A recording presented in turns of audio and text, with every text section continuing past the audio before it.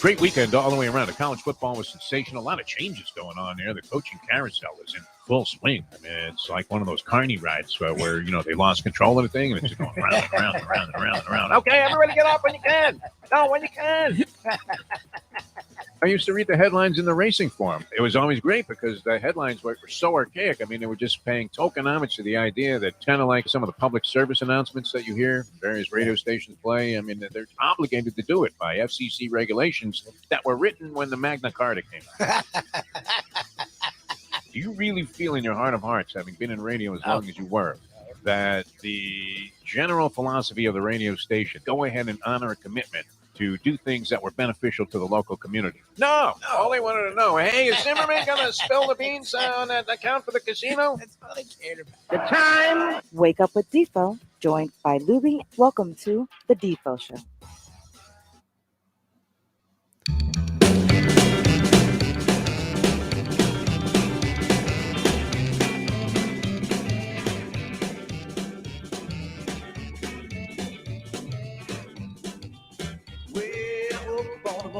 Feeling kind of funny. Tuesday, Wednesday, man, I think about money.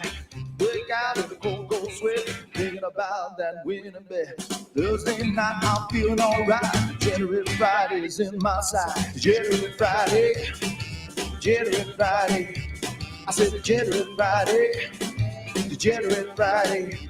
The Defo told just if I had my way, every single day will be Degenerate Friday.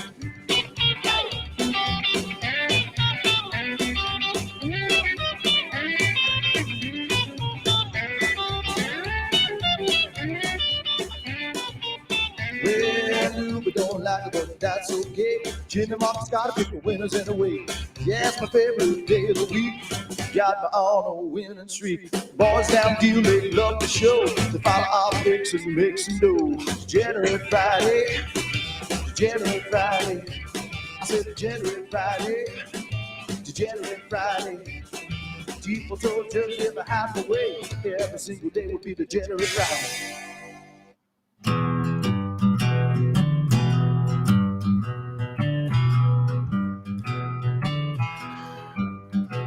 Little musical combination there. Sean Mars and the Superstars, and of course our good friend Albert Castillo mixed in there. It's true. His opening act is Sean Mars. Never thought about that. Sean Mars is an accomplished musician. It's good. He is good. Don't get us wrong here. Actually good. Good to have you guys with us. The Defo Show, a Deel Volkswagen Degenerate Friday, brought to you by the great people at Gulfstream Park. You see the Gulfstream Park scoreboard, which isn't there right now in the background. However, we have superimposed it here over the show. A Deel Volkswagen Degenerate Friday. Always great to be with you here on ION Channel. Jeff Deforrest and Mike Lubitz, and we're with you today till 9:30 Eastern, as we'll feature in the final hour of the program the Gambling Gourmet, one Mike Mayo, former sports writer for the Sun Sentinel. What a parlay, man. You know that he has a friend, Mike Lubitz, that made the same move, which is really... I mean, how did I blow this years and years ago? Where, you're in the sports department, and somehow the food critic job comes open at the paper you're working for. That's amazing. And, you go ahead and grab it. Mayo did it, and a guy named Carlos Frias, who works for the Miami Herald, also made that same move out of sports and became the food critic, and he's still the food critic there. I was going to say Carlos Frias, but I didn't know he was a sports writer. I knew him as a food critic. That's funny. I didn't know he was a sports writer either, but he came on our food show the other day and he started talking about his background in sports. Like what? And sure enough, Mayo and Carlos had the same parallel move where they went. Well, Mayo went by way of the city desk, which I would have thought would to be very unfortunate, kind of a boring way to do things. But he's an intellectual, Mike Mayo. He'll join us later on, and you'll see he's very intellectual in his thought processes. And thinks things through, unlike us who just come on the air here and just start saying shit. Yeah, wait. Is there another way? There's another way to do it? And that's what it's all about. All right. Jersey Kyle has failed in his assignment to secure a laptop computer. I know it's not easy to find one, with the shipping shortage and things like that. Everyone has laptops. I think Walgreens has laptops. His commitment to you can go to a gas station and get a laptop now, right? They're right under the camouflage hunting hats that are hanging by the window where it says, if you're coming in the store, be sure you wear a mask. Exactly. It's like right there by the newspaper. But yeah, right by the newspapers. There are laptops for sale for like $99. But anyway, he should be joining us later on. His image, however, will not be seen on this particular edition of Deel Volkswagen Degenerate Friday. But no doubt he'll be taking some shots at these bowl games. I'm looking at the entire bowl game handicapping special here in the New York Post. The Post is just absolutely chock full of degeneracy today. And they call the New York Post Action College Bowl Guide the Bowl Enchilada is the headline. So the day, okay, isn't there like the first game Toledo versus someone that we've never heard of? Like they break that game down. Like Toledo. Every single game is selected here. Yeah, the first game on the slate is Toledo Middle Tennessee State, which I believe we have a connection to. Am I not mistaken? Does our good friend Eric the Red, a.k.a. Eric Lingell, I think not so. have a stepson, I guess it is, that is playing for Middle Tennessee State? And I think he's like a backup quarterback or something that I got think he into a plays. game. I think he's a dude. Like every game, you're seeing them take out decent teams I've heard of, and it's like, go Mikey. I'm like, Mikey. Saw a lot of social media posts on Facebook by our good friend Eric Lingell, who worked with us for many years in various radio stops that we've had along the dial, and actually is on board to assist us with these Ion Channel shows if we need that level of technical support. I mean, so far we've only gone into our second team, right, with Ricardo, who is highly qualified. And, of course, and you guys fell in love with Ricardo when he was in for you. Lubie, you nearly lost that job during that week. I wouldn't doubt it. A lot of conversations, right? You don't want to be out too long in this business. I mean, it really is Lou Gehrig City. For sure, we got to get back. And people always like the backup anyway, right? All fans fall in love with the backup quarterback. Strock used to come in, hey, why don't we start him? This Marino kid's never going to make it. Okay. Just relax, people. All right, I've often mentioned this, and it was one of my early mentors here in South Florida. I came here, I was relatively naive in the broadcasting business. I had been in it for a little while, but on a different level, never really on a full-time level. I had been a newspaper writer when I started out in California, and one of the first guys I meet here as I auditioned for a job was a cat named Ron Harrison, who was a longtime Cincinnati broadcaster who had moved to Florida, and his game was that he was, unfortunately addicted to a little bit too much alcohol and was drinking constantly. And yet he drove from Isla Mirada to what would be, I guess, a destination about an hour and a half north to where the radio station was located in, I think it was Carroll City. That the radio station had its offices in. And he would make this drive, and he was on in morning drive time doing sports updates back when that was a very popular item, right? That's crazy. Where you had the all-news broadcast, and there were like 6 all-news stations in town. Now there's one, and they've ruined that. I mean, just completely diminished it down to meaningless status. And let's face it, in the age of instant information now, do you really need to wait for a radio broadcast? How accurate are the traffic reports on a radio station when you can just look at your phone there? I don't get them. While looking at the road. And they will tell you, there's a cop car in 60 feet. Slow the fuck down. Exactly. Our past employer loved the traffic reports, and I'm like, why? Like, who?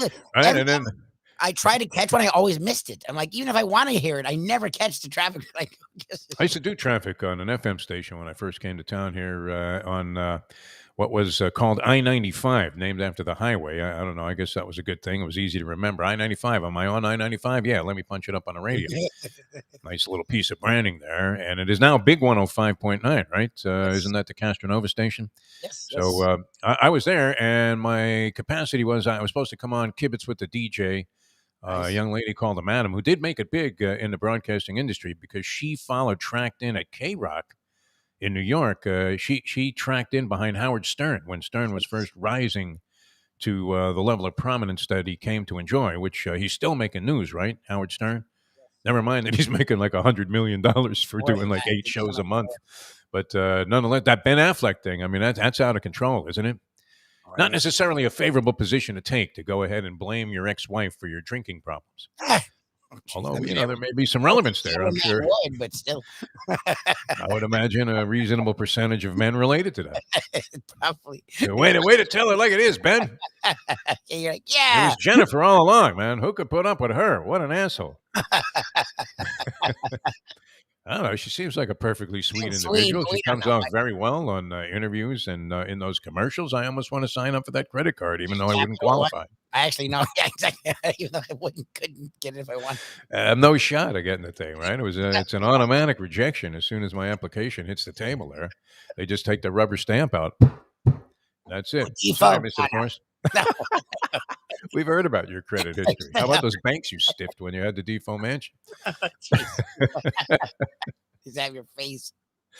Anyway, so Harrison would make this drive, and he would drive with like a 12-pack of 16-ounce whatever beer it was that he was drinking, and he would have all kinds of other alcoholic beverages at his disposal there as he was driving up from the Keys to hit a 6:20 post time for his first sportscast, which, believe it or not, Lubie, they gave you 3 minutes to do a sportscast. Wow, it's like a segment.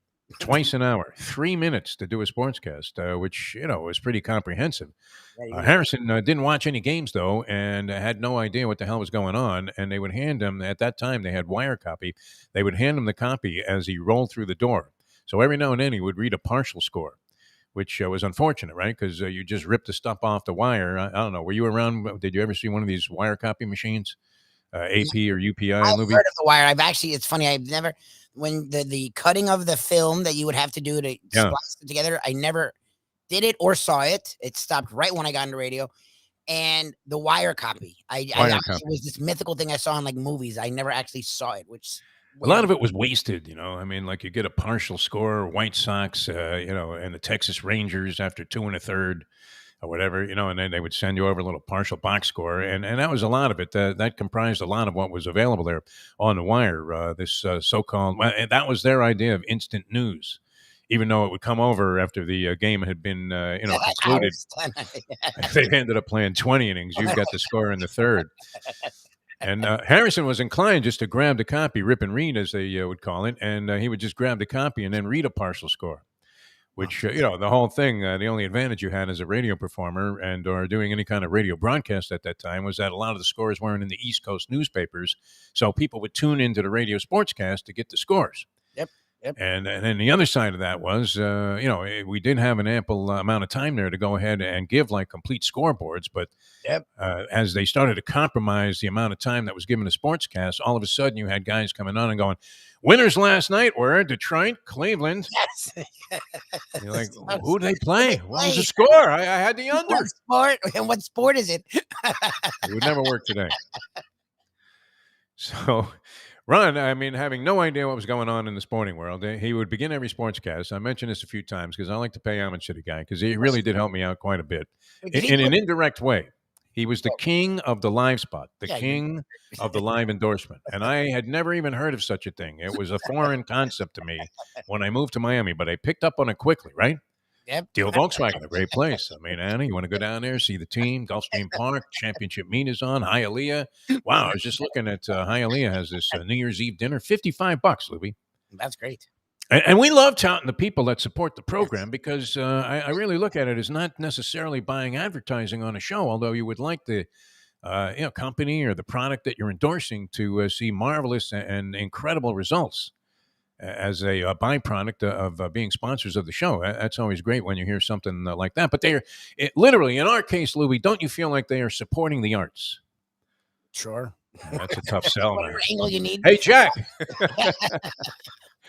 I need a bunch of guys to support the arts here. No, but it is in a way, right? I think Frank Fiore appreciates it from that standpoint. Yes. Our people at Deel Volkswagen certainly, I mean, they probably could have spent their advertising dollars and spread it out over various entities, maybe even gotten better returns on their investment, but they were supporting the arts, so to speak. Maybe that's not a great way to sell the thing. You know what? Your business is going to increase exponentially. No, we don't do that. If you go ahead and advertise with us. But Harrison was the king of the live spot, man. He could sell anything. He was selling, before Eric Estrada even sniffed that land out there in Arkansas, Harrison was selling like undeveloped mountainous regions of North Carolina. In the 80s? Yeah, in the early 80s. And they were sold out as a result of his ad on a Miami radio station, an AM radio station in South Florida. And this guy's selling land in North Carolina, completely prehistoric in terms of its development. Dinosaur bones were discovered on this land. And people were buying, well, I'll take a timeshare there, Ron. It sounds pretty good. Yeah, another place called Johnny and Mack by the railroad track. They were car painters in the Earl Scheib mode, but they were like an individual shop. Scheib was all over the place there, right? What was the lowest price you ever saw in an Earl Scheib paint shop? I believe this is really something, Lubie. You could get your car painted by Earl Scheib. Now, I'm not sure exactly what the level of quality of the paint was. Probably horrendous. Maybe a light drizzle might have turned your red car into something that looked more like the bare essence of the metal as it came off the factory conveyor belts. Probably have mercury in it. But Scheib, I believe, was at $19.95, his original price. Earl Scheib. $20? $19.95. You could take your car to an Earl Scheib paint shop, and they had a zillion locations all over the place, and give the guy a 20, and he'd give you back 5 cents, and a couple hours later, there was your car. It was a new color. Pretty good, huh? Johnny Mack, I think, was $99, but Harrison could sell that. And then, since he knew nothing about sports and hadn't watched any games and was in no condition to comment on any of these games, he would just start every sportscast with, "Boy, what a game last night." And I love that. I mean, it says everything, doesn't it? It's all encompassing. Boy, what a game last night. It worked every day. Like you could do that on like a Wednesday. Nobody knew what game he was talking about. And he would never reference it either. Okay. Good for him. But you could say that last night, could you not? Yeah, I mean, boy, what a game last night. Andy's already on board on our chat line here. Our good friend Andy, who was on the Trivia Challenge yesterday as our original player, although he calls in under various aliases. And somehow, even though we've been talking to this guy for like 20 years, Lubie, we sometimes are zamboozled by his various disguises of a voice. I mean, it's weird because every time he calls in with a phony voice, it sounds the same, even though it's the same phony voice. Calling in as an Italian mob guy, he's calling in as an Israeli diplomat. Same voice. It's early. What do you want from me? We've been fooled many times. You were fooled yesterday. You thought there was actually a guy named Billy on the phone. Billy. Like, all right, Billy. Anyway, the imagery is great because, I mean, you could picture this. The underplayers were dancing in the street last night. The Chiefs and the Chargers. The Chargers and this Brandon Staley went for like 4th and goals, I think 3 times from inside the 5-yard line. And he went for it more than that, but I think on 3 occasions he ended up coming up empty. Yeah, that's not good. And those 3 field goals, I mean, the Chargers would have dominated that ball game on the scoreboard. You never know. You can't really say for sure because you can't judge, as we've said many, many times, a subsequent sequence of events based on the idea that something happened in a different fashion when it occurred. Does that make sense? Yes. In other words, if he had kicked the field goal, we don't know. That might have changed the entire approach of the Kansas City Chiefs if they were trailing by 10 points instead of 3 or 7 throughout various junctures of the ballgame. But it all happened in the last 10 minutes of the fourth quarter. I was trying to fall asleep, Lubie, figuring I had to get up and do a big show today, 2.5 hours on the air, Ion Channel, all of our other various ventures there, Believe Podcast Network. We had a couple of good people on that during the course of the week. You can find that on BelievePodcasts.com. That's BLEAV. That's the Believe Podcast Network, which features a lot of great guys. Our guest today is going to be Brandon Lang. We tried to get him on the Degenerate Friday show, but a little dicey since he's spending his time in Las Vegas, right? It's just tough. Do you really want a guy that's on an all-night bender coming in from some strip club in not necessarily a very prominent area of Las Vegas? I mean, way off the beaten path there. Like that place I did the boxing match. I think it was called Joe's Silver Dollar, something like that. North Las Vegas, which, who was it? We had a guy on that, was from North Las Vegas. Greg Anthony, right?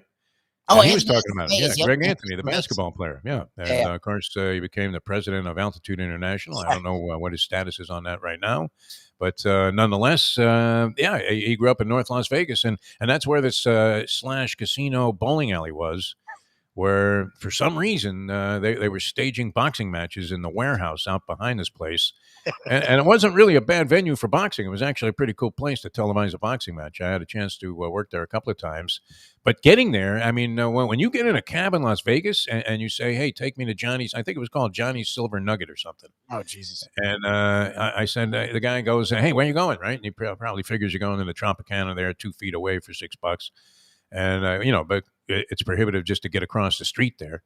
And instead, I said, I'm going to Johnny's Silver Nugget. And he goes, oh, we don't go there.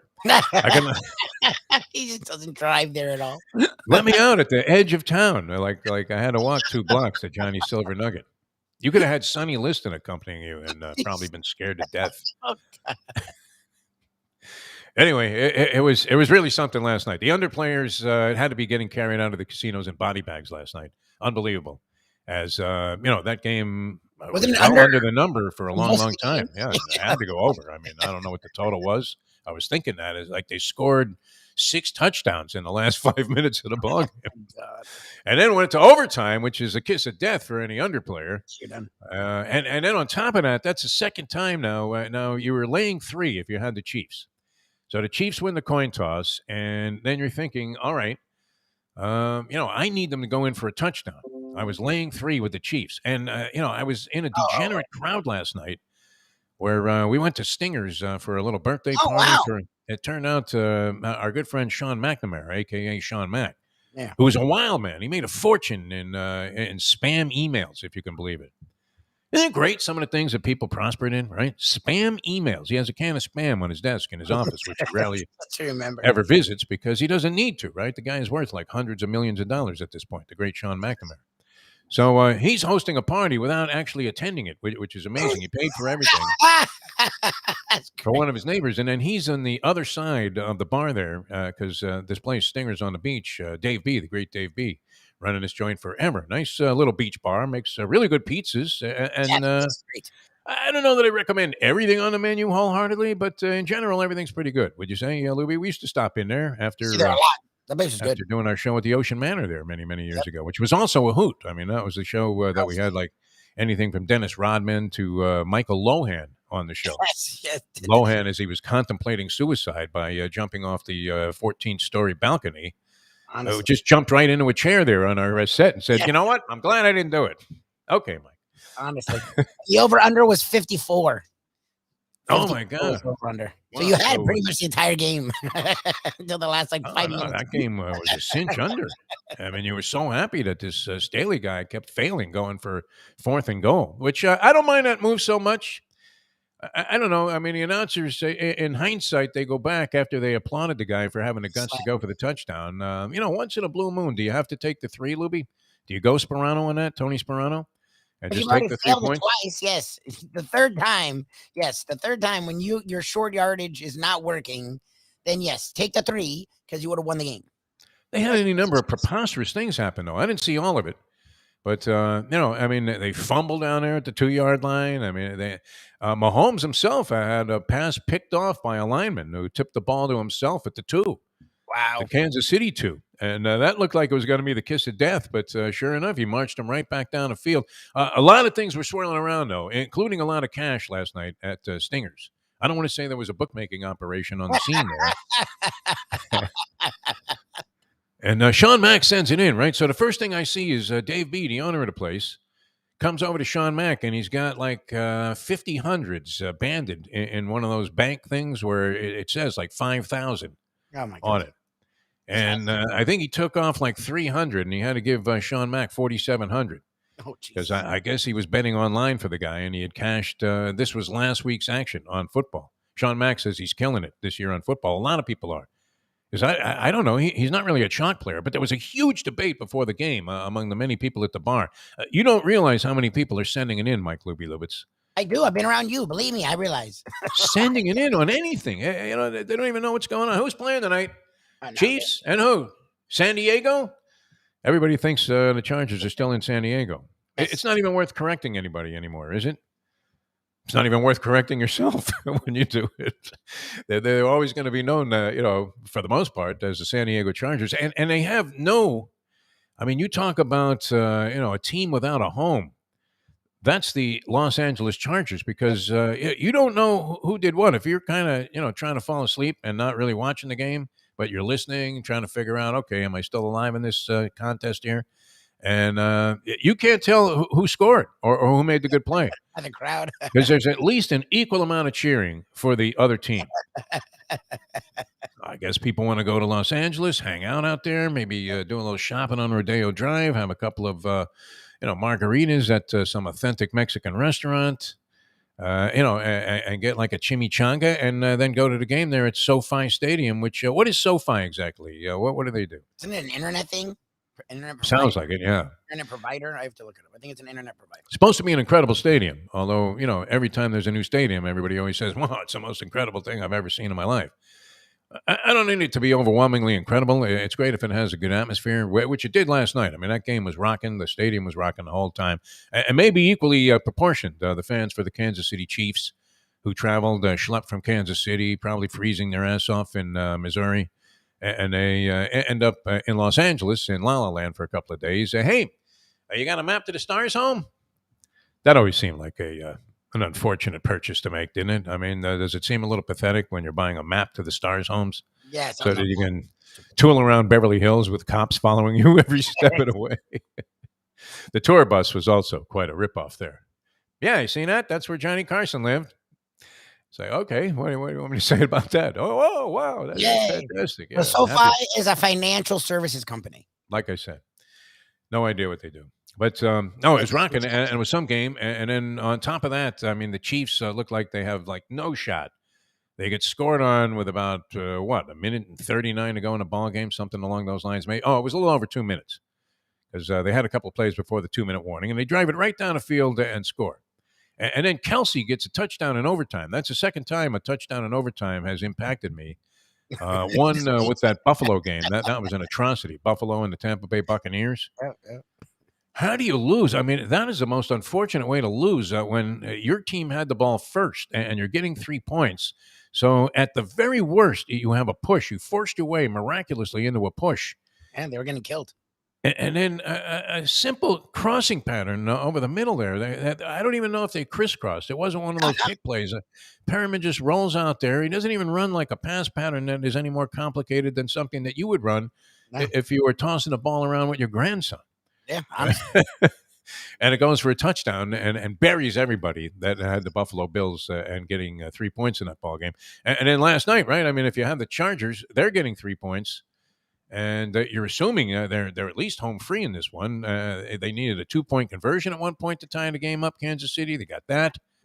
Even though both teams had struggled with very short yardage in goal line circumstances, as Kansas City had any number of tries from the 1 yard line and failed also. And in fact, they left the ball there at the 1 yard line on one series without scoring. Andy Reid got caught up in the whole thing with this Staley guy. Oh yeah. I'll show you what it's like to go for it. So a very suspect 2-point conversion. Mahomes. Why do people want to trash Patrick Mahomes? They say he's not really that good. My friend Big Al was saying that. Not Big Al with the numerology. Yeah.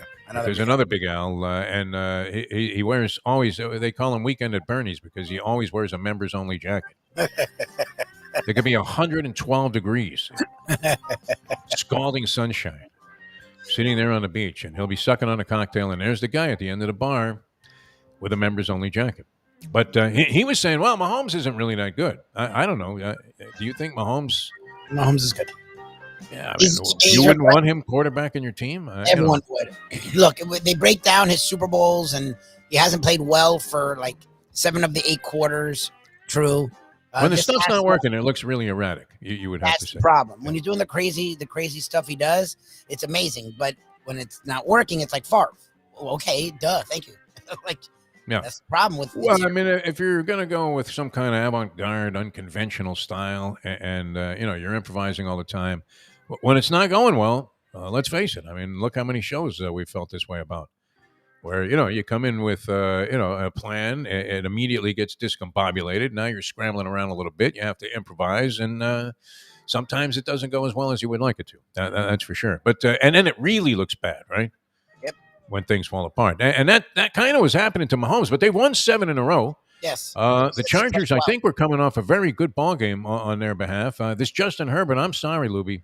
Great. I'm not saying I've never said Light years ahead of Tua Tagovailoa. Tua may turn out to be a functional and maybe even a very good quarterback by NFL standards. It's possible, but I don't think he's ever going to be. Even if he eclipses accomplishment-wise what Herbert does, Herbert still looks like a better professional quarterback to me. The Dolphins' organizational mistake there was somewhat monumental. It really was. Cool guy. He's big, strong, and he has a cannon. Yeah. Yes. Okay. They would not have questions at cornerback like they've had and still even be considering, although you would have to think that was fading a little bit. And yet this game becomes very much in question, this Dolphins-Jets game. And all games. How about you bet the Browns? And, you I don't know if you can cancel bets, I guess you can cancel them anytime, right? Well, before it happens, probably. Why not? Why can't you? If things change. They're finished, man. Quarterback. Like Keenum now has COVID.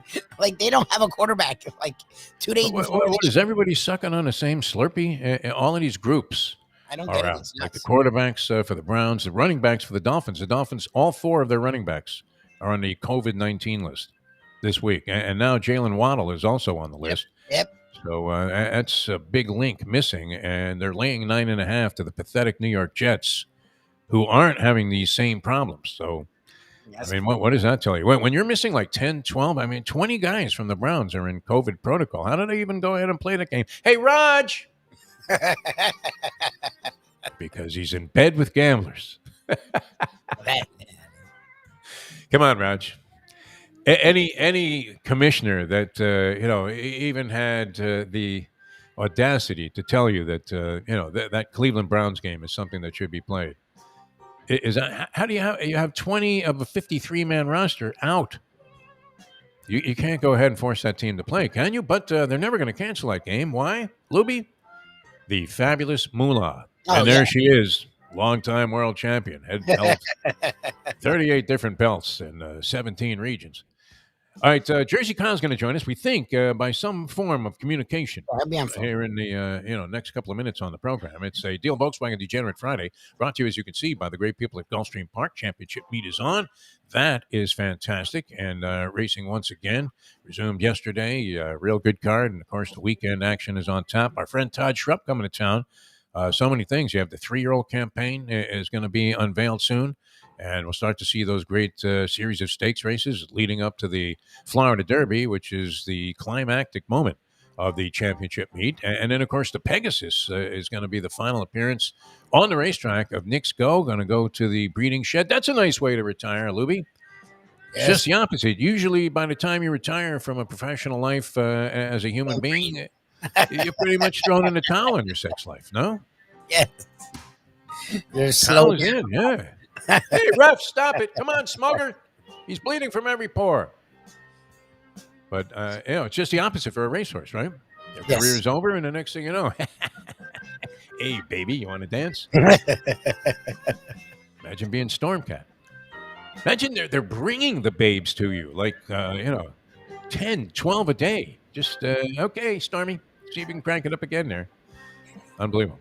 All right, speaking of cranking it up, we'll have Jersey Kyle on with us here on a Deel Volkswagen Degenerate Friday. Gulfstream Park, don't forget the meet is on, championship meet, lots of big stakes action, all kinds of activities around the track as well, concerts, dining opportunities, entertainment. The village of Gulfstream Park is great. They remodeled the casinos. I get any number of flyers there about what's going on in the casinos at Gulfstream Park, and very generous allotment of amenities, as we like to say, on the casino side as well. So check that out if you're heading for Gulfstream Park, or clear your social calendar and plan one of the weekend days here. Going to be spectacular, I think, again this weekend at beautiful Gulfstream Park. All right, coming back with more here on a Deel Volkswagen Degenerate Friday. Jeff Deforrest, Mike Lubitz, on channel, always paying homage to the great Jack Namer, Amy, and Brad Schiller, who do a tremendous job for us here. They have us on the map, Lubie. That's you need to be in the game to win the game. Yep. You have to be in it to win it. There's our philosophy. And thank you to Ion Channel for giving us that shot. Back with more in a moment. Now that. The time to talk to Jersey Kyle. Hey there, it's Mike Mayo. Do you like steaks? Do you like seafood? Do you like classic old Florida charm? You could get that all and more at Tropical Acres Steakhouse and Butcher Shop. It's at 2500 Griffin Road in Dania, just west of 95. The Studiali family, they've been running the place a long time. It's been there more than 70 years. And it is now a place you can get early bird specials along with steaks to take home and throw on the grill yourself at the Butcher Shop. That's open 10 a.m. to 10 p.m. every day. It's open for dinner every night starting at 4:30, but they are closed on Sundays. Go to Tropical Acres. It's a place to go for a great meal, great people, good value. Tropical Acres. The championship meet is right around the corner at Gulfstream Park. The only place for live racing, Gulfstream's action has never been hotter. Whether it's on the track, in the casino, or part of the dining and entertainment offered at the Village of Gulfstream Park. Currently running Thursday through Sunday, Gulfstream's racing package is the best in the country, with all the top horses and people in the game pointing towards another tremendous winter season. Check out the remodeled first floor casino, open 7 nights a week, along with the many special events and concerts happening at Gulfstream Park. You can place your wagers from anywhere at firstbet.com. Check the calendar of events at gulfstreampark.com. Destination Sport Miami is here to revolutionize the sports landscape in South Florida. The largest indoor multifaceted sports complex in North America is on the way, with distinguished leaders of its various sports programs and unparalleled access to the finest indoor training fields and facilities. Destination Sport Miami will set South Florida apart as the destination of choice for elite athletic training and development, and for its dedication to youth programs and sports on all levels. A phenomenal concept and a powerful undertaking, Destination Sport Miami will also be an important commodity in the sports business community as well. Destination Sport Miami, its time has come. These days, we're all looking for comfort anywhere we can find it. Thank goodness for Landlubbers Raw Bar and Grill in the Plantation location, because they are making sure you are as comfortable as possible. First of all, they're not only open for delivery and pickup. All you have to do is go to landlubbersbarandgrill.com for both pickup and free delivery. Their hours have changed a little bit. Monday through Thursday from 3:30 to 10, and Friday, Saturday, and Sunday from 11:30 to 10. You're going to have the best wings in the world. You're going to have a great burger. You're going to have their amazing soups. Again, Landlubbers Raw Bar and Grill. It's nice and easy. Just go to landlubbersbarandgrill.com for both your pickup and free delivery. Thank goodness for Landlubbers for making you always feel right at home. Since day one of Old School, we've had Catholic Health Services be part of our family.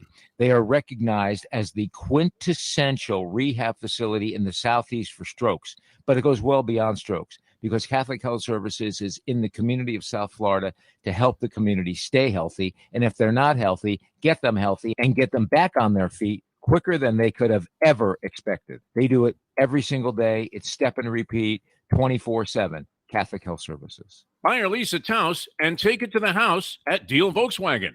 Anna and her team make your next VW purchase or lease so easy, with new inventory rolling in daily and the biggest selection of certified pre-owned vehicles in the business.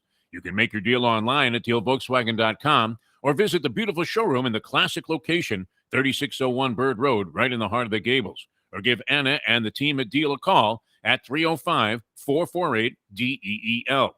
Jettas, Passats, Tiguans, Atlas models, and the hottest vehicle in the industry, the new Taos, all at unbeatable prices and all ready to roll off the showroom floor at the #1 Volkswagen dealership around, Deel Volkswagen. The big show, ladies and gentlemen, and best use of the foreign object. It's my favorite piece of equipment, the foreign object. What was the best use of it you've ever seen? The best use, I have a couple all-time favorites. I used to love the Muda mist to the face, that green mist. Oh, Kevin Sullivan? Kevin Sullivan used it, but it started by the great Muda. Oh, okay. Yeah, but Kevin Sullivan, yes, would use that because, Kevin Sullivan would steal anything from anyone. Yeah. Once he went over to the dark side. Well, yeah, once he was in the dark side, were you ever tempted to go dark side? Me, I've had more turns than NASCAR. Are you kidding me?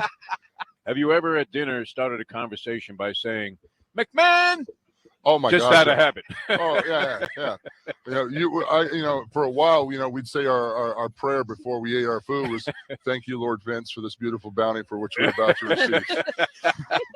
Buenos dias. The cafecito is piping hot. Why not enjoy it with Defo and Lubie? It's now time for the Defo Show.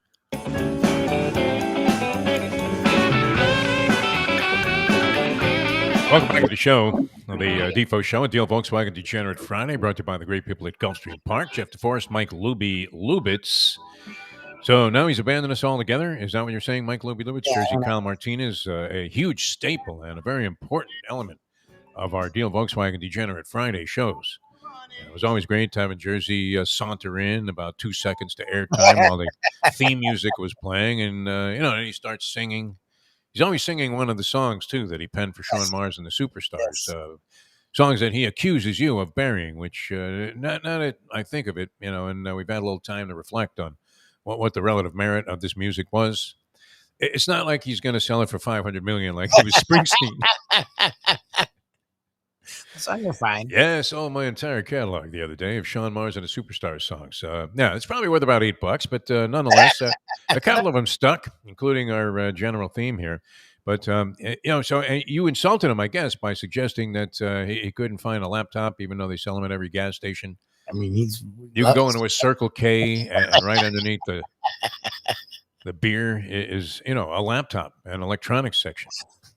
And get one cheap too, right? I mean, while you're picking up some lottery tickets or whatever, put yourself in action in another fashion. So, not answering the phone, Jersey Kyle Martinez, not answering the phone. Job. Jersey, we love you. If you're around, call in. Love to talk to you.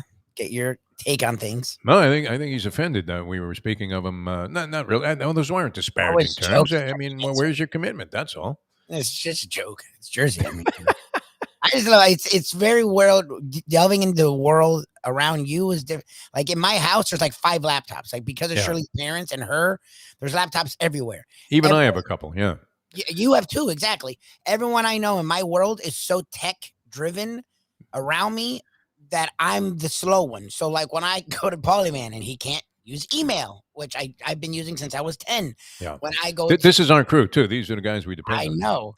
Jersey doesn't have a laptop. Like.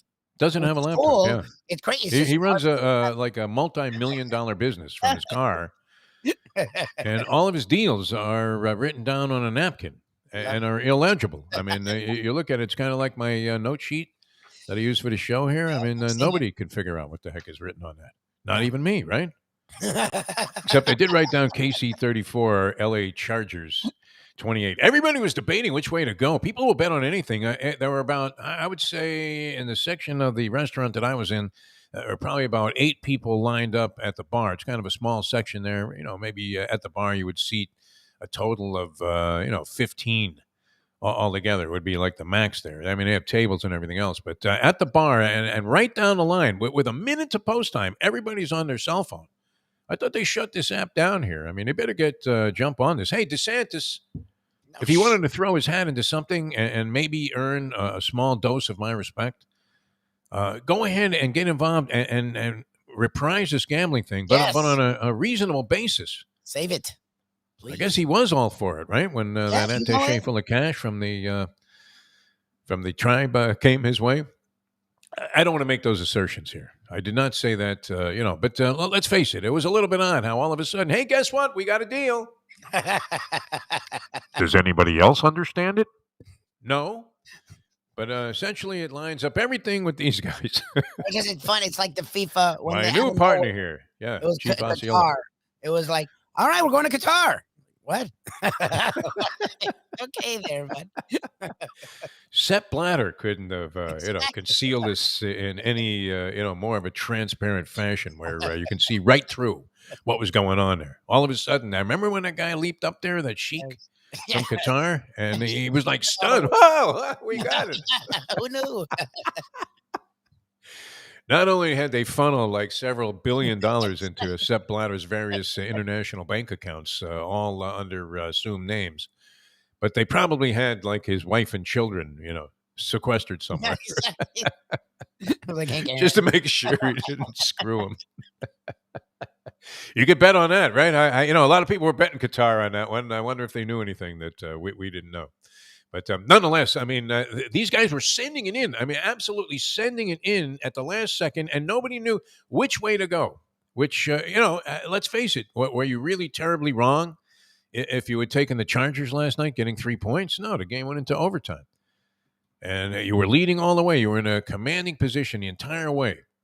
As the score was going to sort of indicate that at maybe the worst, you were going to lose the game by 2 points. and still cover the point spread. Isn't that the beauty of it, Lubie? I mean, you often condemn degenerate behavior, but think about this. There's a math lesson in every game. 3s and 7s. I mean, guys that bet sports, especially football, they can do any kind of extrapolation on a mathematical permutation of 3s and 7s. Oh, yeah, that's going to be 28 minus the 3. No, they can, really figure it out very, very quickly. And the entire game, that's what you're doing if you have a little bit of money on it, right? You're sitting there going, okay, well, you know what? If they get a field goal and then they go down, now Mahomes is going to have 139, 3 timeouts, but the fat man has decided he's going to establish the run now.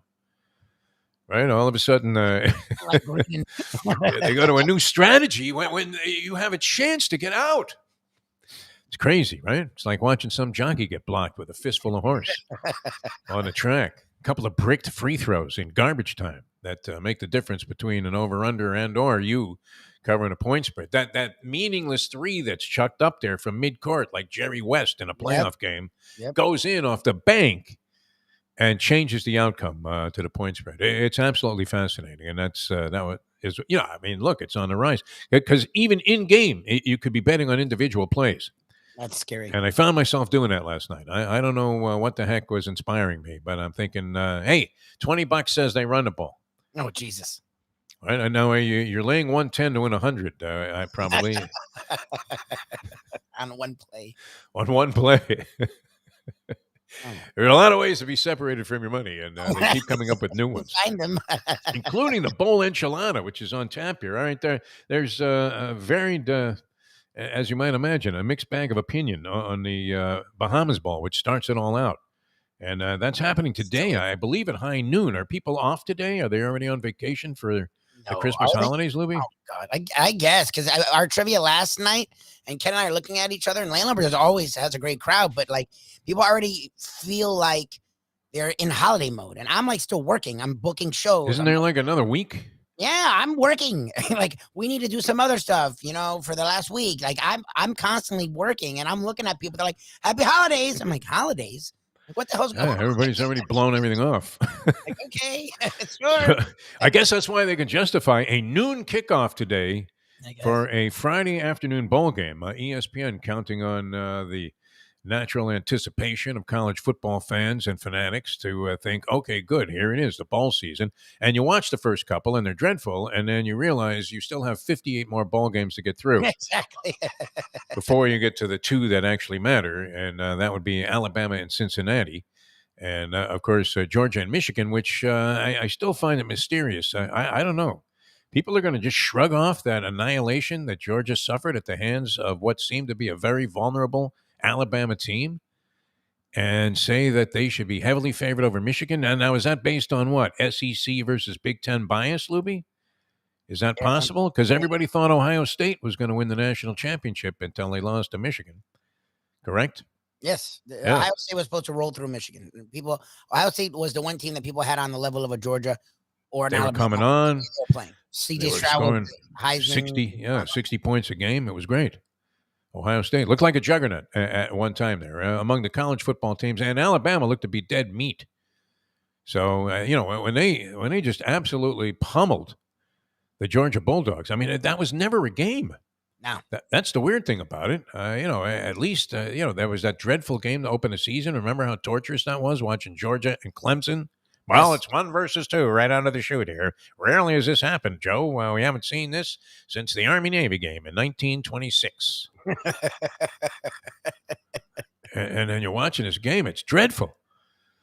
Now, who knew that Georgia, they quickly kind of got it together and started pounding people. And the defense was sensational until what? Until they got against an Alabama team that had just been shut out the week before for 58 and a half minutes. Incredible.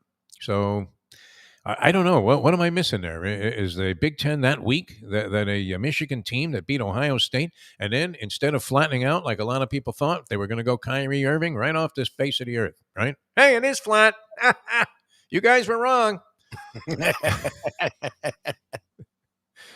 Have a nice dive there, Chris. They're talking to Christopher Columbus, right? Did he believe the earth was flat? No, he never thought that for a second. I don't think he believed that.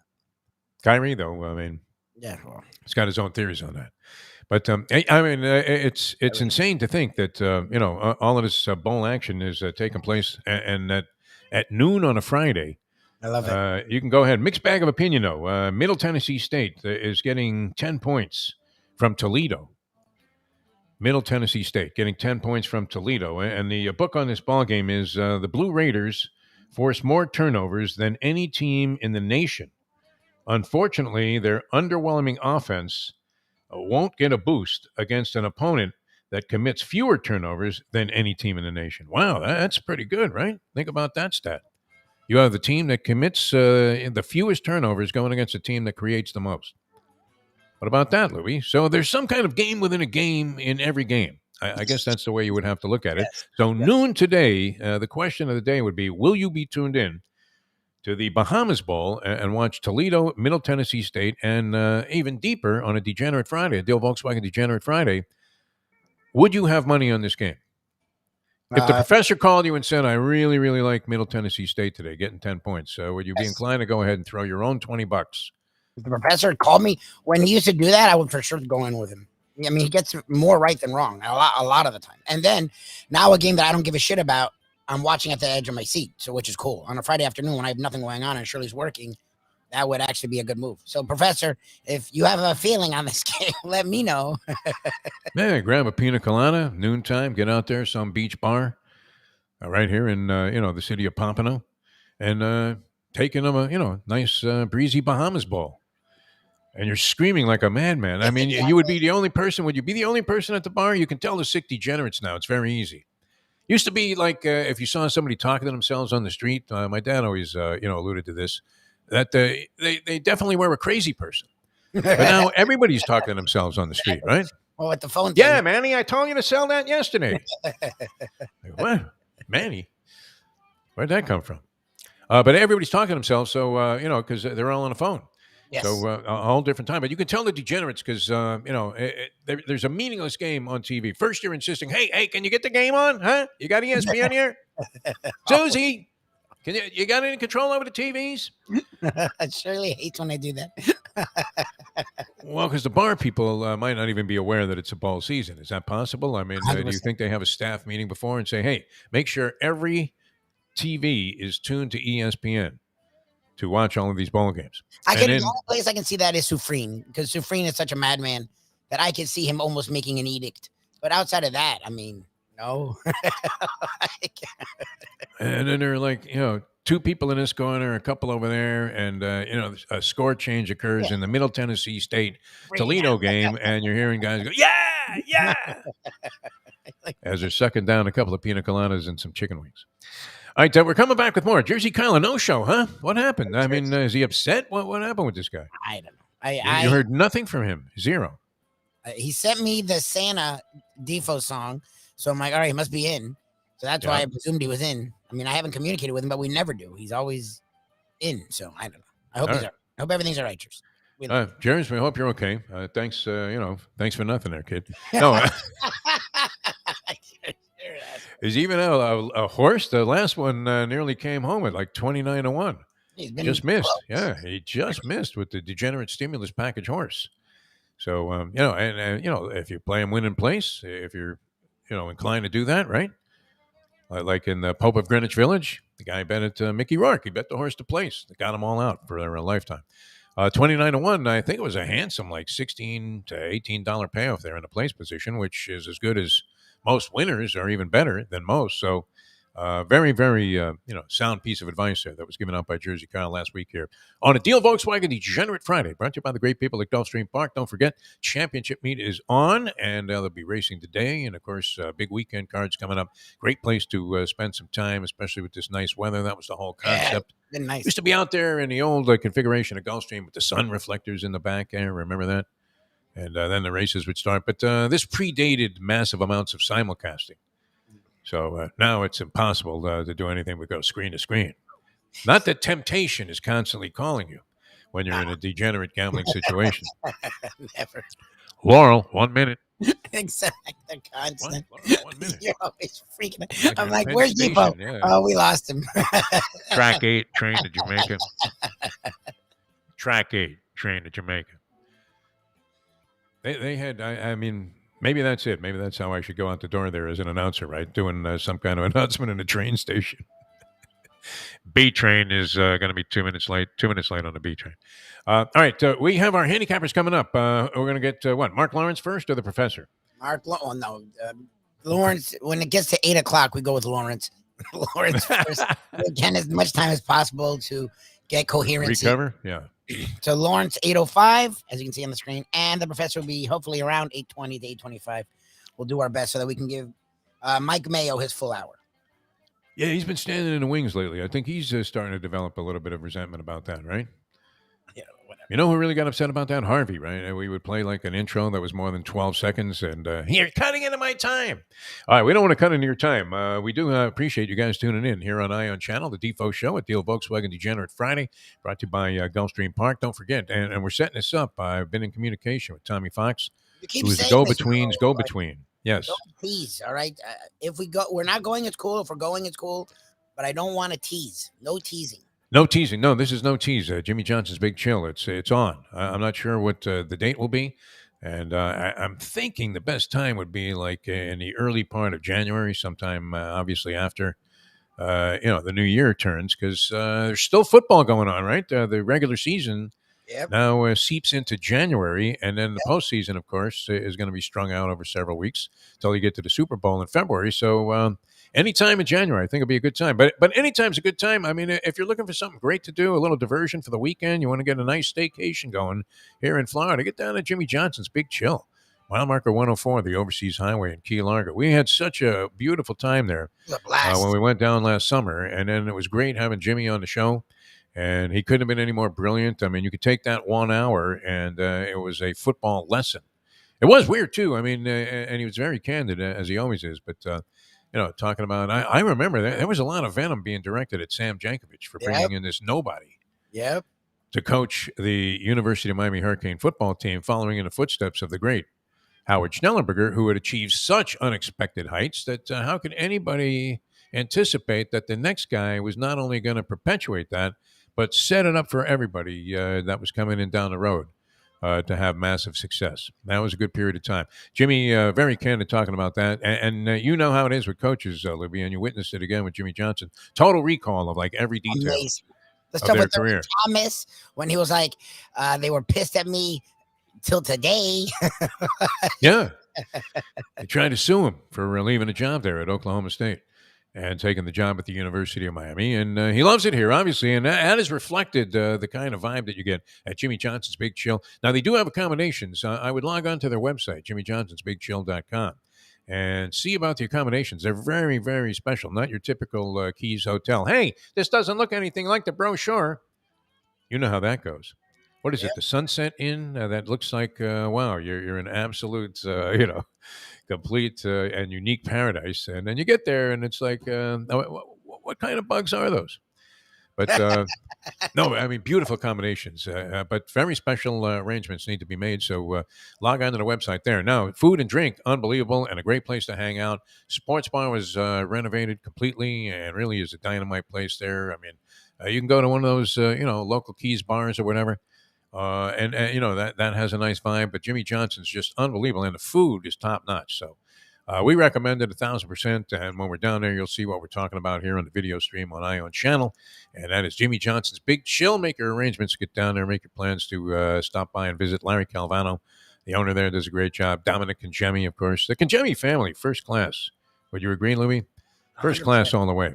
Yep. John, who's on the show with us, and then Dominic. Wow, what a terrific job he does down there at Jimmy Johnson's Big Chill, and that is mile marker 104 in Key Largo on the Overseas Highway. All right, we're going to come back. Mark Lawrence, playbooksports.com. We'll get some insight into the weekend's cards. He puts out a bowl guide that is sensational, and they were working on that right up until deadline, Mike Lubitz. Yep. Right up until the deadline.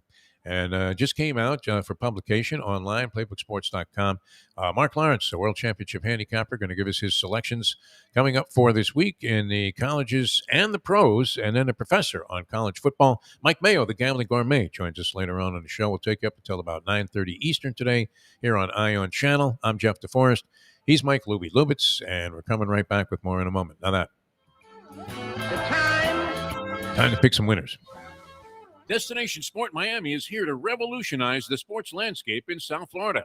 The largest indoor multifaceted sports complex in North America is on the way, with distinguished leaders of its various sports programs and unparalleled access to the finest indoor training fields and facilities. Destination Sport Miami will set South Florida apart as the destination of choice for elite athletic training and development, and for its dedication to youth programs and sports on all levels. A phenomenal concept and a powerful undertaking, Destination Sport Miami will also be an important commodity in the sports business community as well. Destination Sport Miami, its time has come. These days, we're all looking for comfort anywhere we can find it. Thank goodness for Landlubbers Raw Bar and Grill in the Plantation location, because they are making sure you are as comfortable as possible. First of all, they're not only open for delivery and pickup. All you have to do is go to landlubbersbarandgrill.com for both pickup and free delivery. Their hours have changed a little bit. Monday through Thursday from 3:30 to 10, and Friday, Saturday, and Sunday from 11:30 to 10. You're going to have the best wings in the world. You're going to have a great burger. You're going to have their amazing soups. Again, Landlubbers Raw Bar and Grill. It's nice and easy. Just go to landlubbersbarandgrill.com for both your pickup and free delivery. Thank goodness for Landlubbers for making you always feel right at home. Play the ponies in style at Champions, the outstanding simulcasting room at beautiful Hialeah Park. Yes, the grand old lady of thoroughbred racing has never been more vibrant, and you can wager on the races from the top tracks around the country while enjoying a cocktail at the Brass Rail Bar or any of the fine food served throughout the facility. If poker is your game, you're covered in style, and you can play all your favorite Vegas-style games, including blackjack, craps, and roulette, in Hialeah Park's sizzling hot casino. Get a player's card when you walk through the door for all kinds of generous amenities, including our favorite, free play, when you come out to the ultimate casino and entertainment destination, Hialeah Park. Hey, folks, Tony Segreto here. What if I told you you could go to a great restaurant, feel completely safe because their COVID protocol is unmatched, have an amazing meal, have a great time. When the bill comes, you won't get sticker shock. You're going to say, that's too good to be true. No, it's not, because I'm talking about Texas Roadhouse. Great family atmosphere, great atmosphere for a couple, great atmosphere if you just want to go by yourself and watch a game and have the coldest beer in town. And while you're doing that, have the best bread in town. All at Texas Roadhouse. Everything you get there is fresh every day and made sure it's served at your table, hot and ready to go. And the best part is you don't get sticker shock because the prices are amazing. Texas Roadhouse. Recently, we realized it's not just hurricane season that can hurt us. Any time of year, things can happen to your home or business. And the insurance company can be your friend, but they also can be your enemy. Horizon Public Adjusters, Justina Testa, are here for you to help this process go so much easier. Before you call the insurance company, call Horizon Public Adjusters and Justina Testa at 954-809-8752. Would you go into court without an attorney? So why would you go up against an insurance company without Horizon Public Adjusters and Justina Testa? 7 to 10 times more money recovered with a public adjuster than if you went on your own. If there's no recovery, there's no fee. Give them a call at 954-809-8752. Why go up against insurance companies alone when you can have Horizon Public Adjusters and Justina Testa on your side? Hey, it's Mike Mayo, the Gambling Gourmet here for my friends over at Shenanigans Sports Pub. It's a great place to go to take in a game, a good meal, and a couple of drinks. My friend Patrick, he's been doing it a long time, and he's got 2 locations. West side is right across from TY Park in Hollywood. And then the east side location is at 1300 South Federal Highway in Dania Beach. Shenanigans is the place for wings, burgers, barbecue, fresh fish, anything you want, drink specials, late night dining, outdoor dining. It is the place to go, family friendly. Go to Shenanigans and tell them the Gambling Gourmet sent you.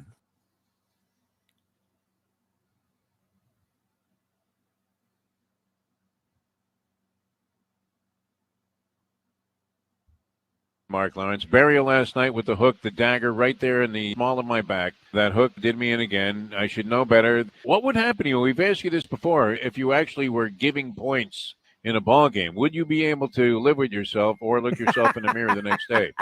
I would probably be ordering my last meal at the same time. There is nothing better than Defo. It's now time for the Defo Show.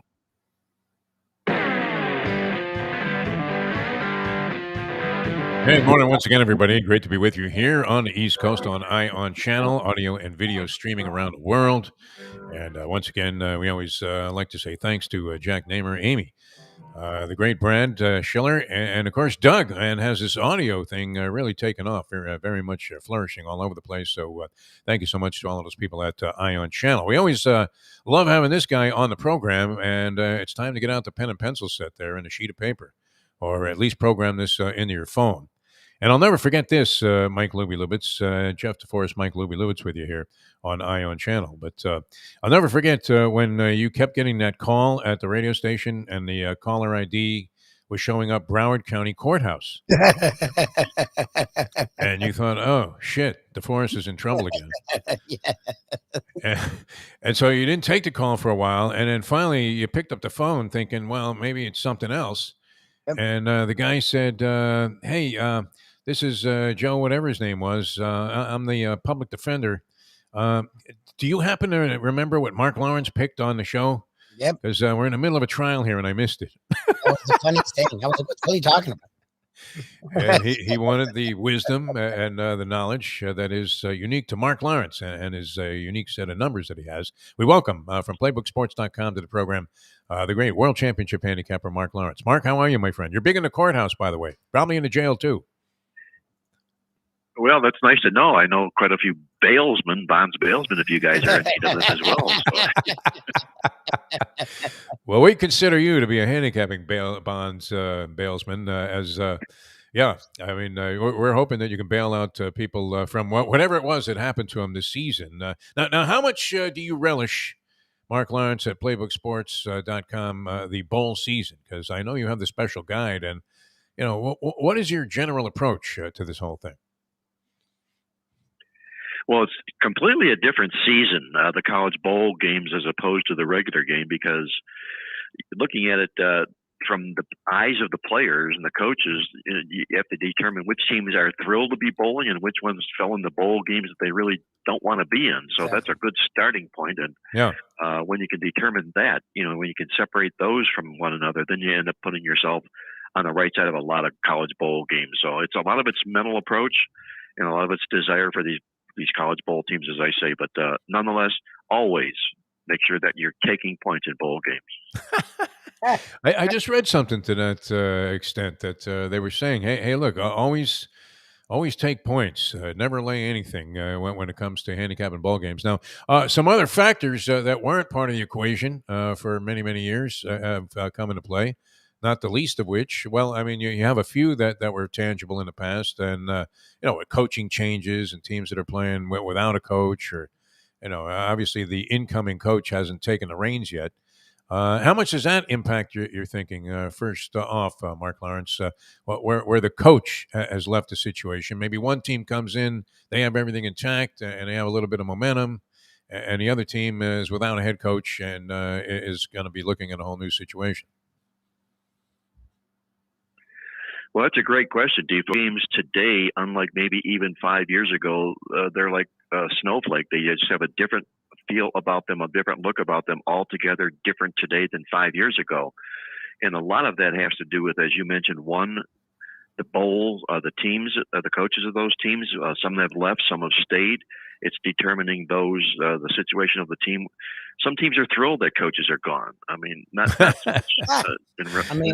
Most teams I was on, I was probably of that frame of mind. Well, here, let me draw a parallel to you. The Jacksonville Jaguars fired Urban Meyer, and you guys tell me why before Urban Meyer was fired, Jacksonville was a 3.5 point favorite. After Urban Meyer was fired, Jacksonville is a 5.5 point favorite. Wow. Points. Addition by subtraction. The old. Yes, exactly what it is. The old equation there. Yeah, for sure. I mean, and then you also have, COVID and guys opting out. We see where I guess it's the Peach Bowl, Pittsburgh's quarterback, who, is supposed to be really the main impetus behind their team. He has opted not to play in this ball game. And so that information obviously is crucial.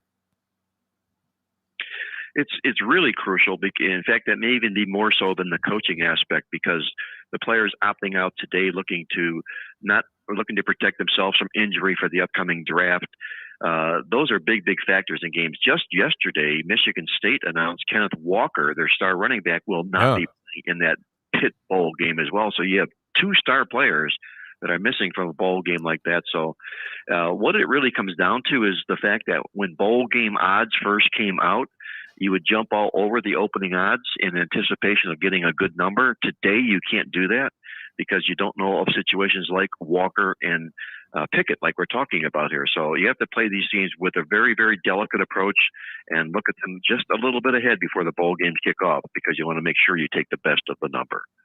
All right, I'm thinking about parlaying all of them, like a, what is it, 48 team parlay. So help us out here, Mark Lawrence. Now, are you inclined to dive in on the very first one? No, you have discipline and things like money management in your corner, whereas most of us desperados and degenerates don't. So I'm inclined to bet this Bahamas Bowl. I don't know if you have any thoughts on that. Well, I'm going to give you 2 bowl games, and they're going to be the first 2 bowl games today. So it's not just knee jerk because we're anxious. We're anxious to get into waters. There are 2 really good, solid handicaps to these bowl games. So just make sure that you're not jonesing, you're not looking for the action, and you're jumping in just for the sake of action. But make sure that your plays, they do have some legitimacy to the handicap in them. And the 2 games I'm going to give you today both happen to be the first 2 bowl games on the card. See, that's sweet. That is sweet, Mark Lawrence. That's why we love you. I mean, you're diving right into this. Now, I want to say, outside of a small capsulization I read in somebody else's handicapping of the bowl games in the New York Post, I couldn't tell you anything except that we believe that one of our friends and coworkers has a stepson that plays for Middle Tennessee State. And so maybe we could get some inside information there. But other than that, we know nothing about either team. So help us out. I mean, if we're going to dive in on this game, let me guess. You love Middle Tennessee State getting the 10 in the hook. Well, that's a real good guess, Defo. Yeah, that's a good one. They create a lot of turnovers. We know that. Well, what we're looking at here with Middle Tennessee State, guys, is a factor that works in both of these games. And, it's the bud factor, the big ugly dog. And the wait a minute. Does anybody cash on that big ugly dog theory? Yeah, no one had that one. Good for you. Nobody had it, man. The pick six carries over to next week.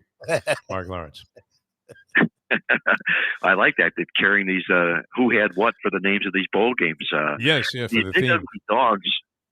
Yeah, these big ugly dogs do real well in what we call these minor bowl games. The games are not the marquee bowl games, your New Year's Day or later type bowl games, but the minor bowl games. These double-digit underdogs have been absolutely terrific in these games. In fact, from my database, as I'm speaking to you right now, looking at it, double-digit underdogs in minor bowl games right now as we speak are 57 and 37 against the spread on the blind if you didn't know anything else, which is a really, really good starting point. It's over 60% against the spread, so they're a good starting point to begin with. With that, Middle Tennessee State checks the box. They come in here, Middle Tennessee State, number 1 team in the country in defensive touchdowns scored this year. That's always a bonus when your team can figure to put points on the scoreboard in addition to your offense. They're also the number 1 team in the country in fumbles recovered this year. So they really take advantage of other teams' mistakes. Middle Tennessee State does. On the other side, you've got Toledo coming in here. They've lost and not covered each of their last 3 bowl games in a row. They have the worst team in the country in most penalties per game, does Toledo, the most undisciplined of all the bowl teams we're going to see this season here, coming in here. And yet they're dressing up as an 11-point favorite in the contest here. Just too many points with too many factors working against Toledo in the game. Another football game, these big ugly dogs in the bowl games, you got to hold your nose, grab the points. I'm going to do that with the Blue Raiders in Middle Tennessee State. I'm going to throw in a sprinkle of the blotter acid theory because both of these schools, students and student athletes, if you will, have to head to the Bahamas. And wow, I mean, from Toledo, let's face it, you have to feel like you're tripping when you get to the Bahamas. And Murfreesboro isn't exactly, what you would consider to be, some kind of paradise. I wouldn't imagine. So, that's a tough factor to work into the equation. All right, grabbing the points there in a stinkeroo, Middle Tennessee State. and going against in the opening bowl game, the Bahamas Bowl, which noon today. Is it a holiday today, Mark Lawrence? Did I miss something? They're figuring people are so sick to bet these games that they're going to take off work and be in some sports bar at noon today to watch this one. Toledo and Middle Tennessee State. All right, you're going with the other one that's on today's slate, huh? Coastal Carolina and Northern Illinois. I think you're going with one of our favorite teams of all time in this one, Mark Lawrence, as Northern Illinois comes in as a dog. Yeah, they're the Huskies. They're the dog. We have to acknowledge them for being dogs, and that they're just that. And in fact, they pulled more upsets this year, won the game as underdogs, than any team in college football did this year. 6 times they pulled the rug out on favorites, did Northern Illinois this football season.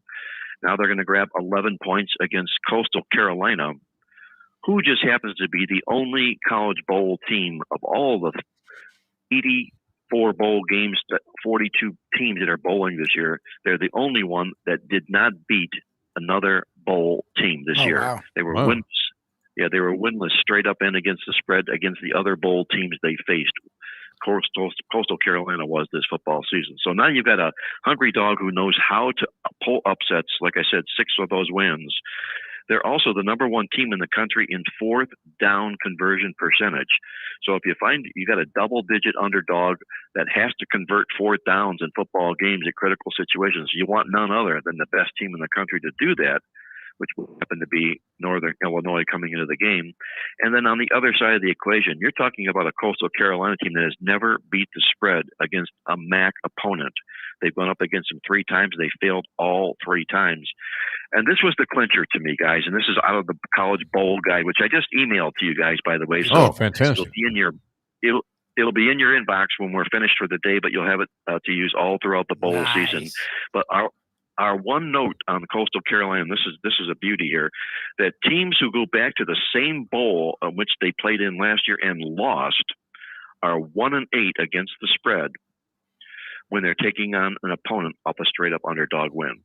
So it all ties in nicely to Northern Illinois, the underdog nobody wants in a bowl game like this. I'll buy the puppy here, Northern Illinois, for my second bowl play. Beautifully worked back to the big ugly dog theory and Exactly. literally numerology that Matt Damon didn't even explore in Good Will Hunting there as you came up with a couple of monster numbers to determine the outcome and which side to go with in those games. All right, 2 dogs there from Mark Lawrence, playbooksports.com, both in the bowl games today, so you can swing right into action here. Yeah, right at it. Yeah, and guess what? If they don't work out, as we hope to see happen, you still have like 58 more bowl games to go, plus a full card of professional games. And Mark Lawrence, I mean, a lot of wise guys liked Washington last week. They were beaten by the Cowboys, who covered the 4-point spread as well as they won by 7. You're jumping right back on the football team again this week in their game over Philadelphia? I'm going to jump right back. We laid a couple of eggs last week in the NFL, and one of them was Washington. We're going to come right back with them, this football team, this particular week. You take a look at the NFL current playoff picture as it stands right now. Washington is the number 7 seed. If the playoffs were to begin today, the Washington football team would be in the playoffs. Wow. They're an excellently well-coached football team. Ron Rivera knows all about winning games, especially as underdogs coming into football games just like this. But the one common denominator that they bring into this game, as will my other team this week, is the fact that they are what we call the 4x4 running dog. And simply 4x4 running dog. Okay. We have to make note of that one, yeah. As opposed to the big ugly dog, which was applied to the college games. A 4x4 running dog, Lubie. Never heard him say that, so I'm there actually. You go. It was hermetically sealed until Mark opened up the envelope. All right, so any explanation? I mean, this sounds fascinating. So fire away, Mark Lawrence. Well, first of all, it's winter. It's cold. You want a 4x4 running dog. Yes, definitely. Okay, working in your favor. Number 1. Okay. Yes. But what they do is they rush the football for over 4 yards a carry. They're a road dog in a division game, and the opponent allows over 4 yards a carry. That's a nice grinded out winning factor for underdogs in football games like this. And you just happen to be getting 11 points in a bowl game or in an NFL football game like this. You're talking a double-digit underdog that would be playoff qualified coming into the games this particular week, taking on a Philadelphia Eagle team that's been a bit of an upstart team. Up and down this year have the Eagles been all season long, but they're coming off a bye week. You go back the last 3 years, off a bye week, they've completely fallen asleep. They've lost and to the straight up end of the spread all 3 times. And when they're in division football games, the Eagles have been really, really dreadful laying points. I have to play the 4x4 running dog with Washington for my first play in the NFL on Sunday. All right. 3 straight dogs, by the way, selected here on the show by Mark Lawrence, playbooksports.com. And we're going to wind up, and what a surprise, another double-digit underdog. The New Orleans Saints, who have been somewhat of a mystery this year, although they got Kamara back now, so and he has a game under his belt. And you have them getting 11 points over the Tampa Bay Buccaneers. Yeah, this is a big, big number here for a New Orleans football team that is still mathematically alive in the playoff chase, taking on Tampa Bay, a very popular public team. Obviously, they won the Super Bowl last year. Tom Brady's their quarterback. Everybody, the public can't get enough of Tampa Bay these days. But you've also got another 4x4 dog in this football game. And Sean Payton is the key in the contest here for New Orleans. He's been absolutely terrific as an underdog in the National Football League, especially against teams that are coming off back-to-back wins. He's 21-4 against the spread in this particular role. He showed last week that the football team is not dead. He had Taysom Hill, the quarterback, managed the football game perfectly. He didn't allow them to throw the ball too many times. They grounded out on the ground. I've got to like their chances in this football game here as well.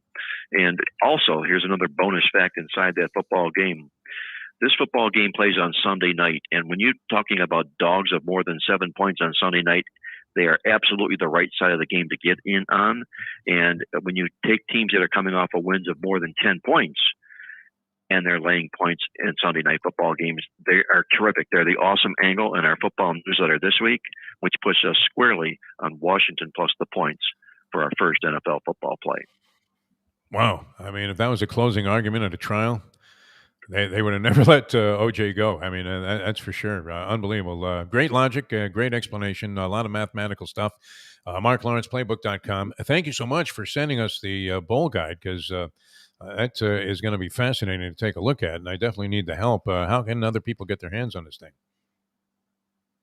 Well, it's available right now. We burned the midnight oil, literally getting the bowl guide out. It's we got it out inside of less than a week. Our great staff at playbooksports.com, just like I say, burn the midnight oil. It's just jam-packed with all sorts of winning information to guide you to the winner circle all throughout the bowl games. Check it out online, playbooksports.com, where you can also pick up our weekly newsletter just in time for all the NFL games this week.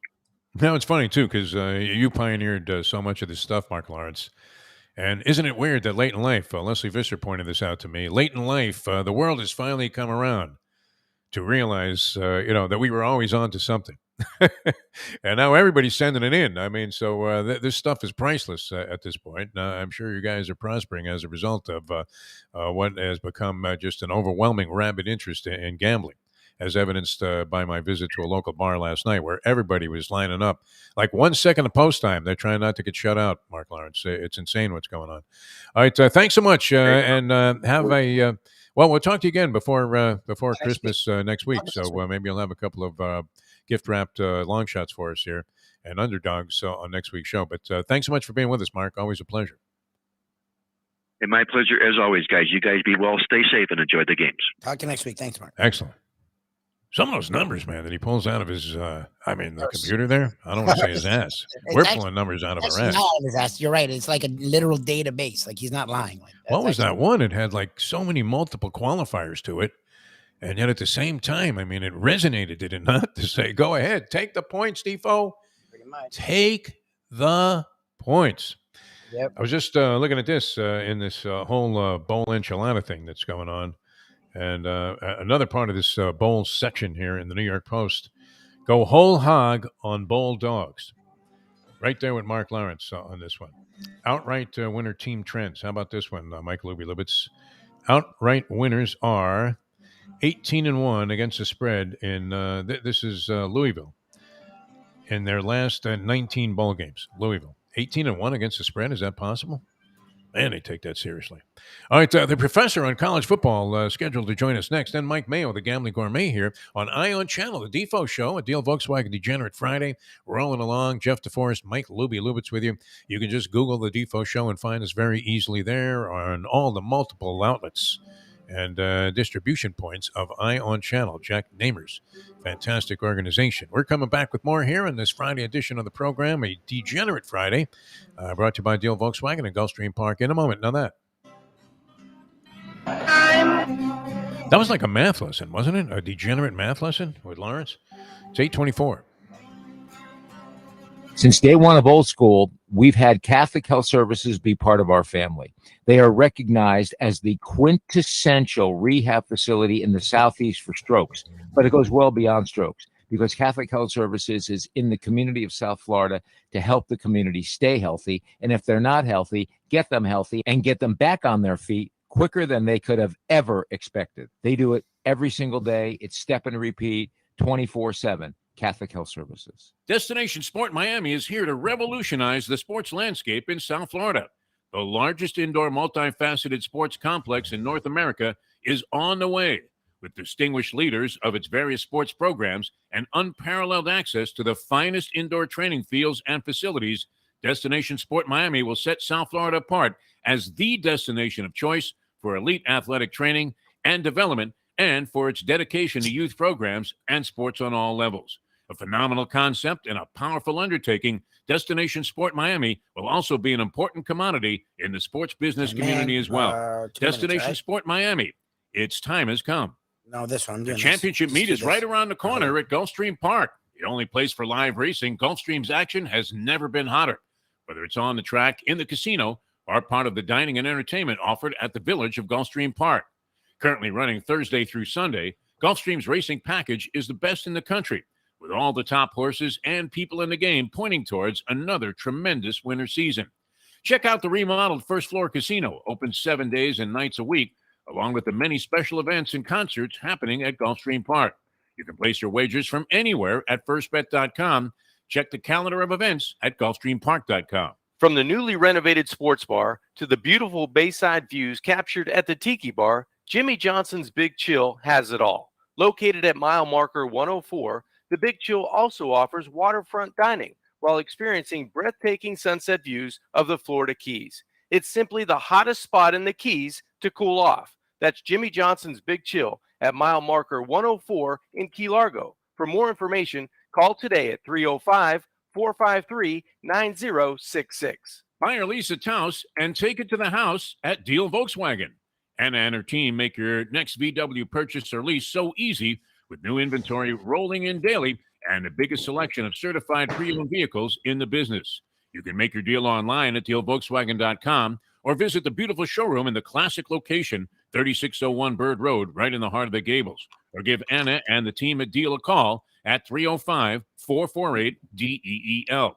Jettas, Passats, Tiguans, Atlas models, and the hottest vehicle in the industry, the new Taos, all at unbeatable prices and all ready to roll off the showroom floor at the #1 Volkswagen dealership around, Deel Volkswagen.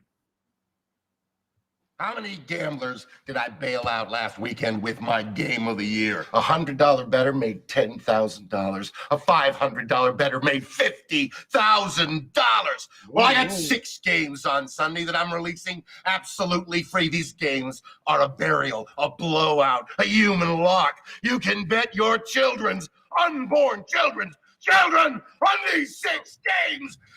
Absolutely. Whoa, I believe. We now return to the Defo Show.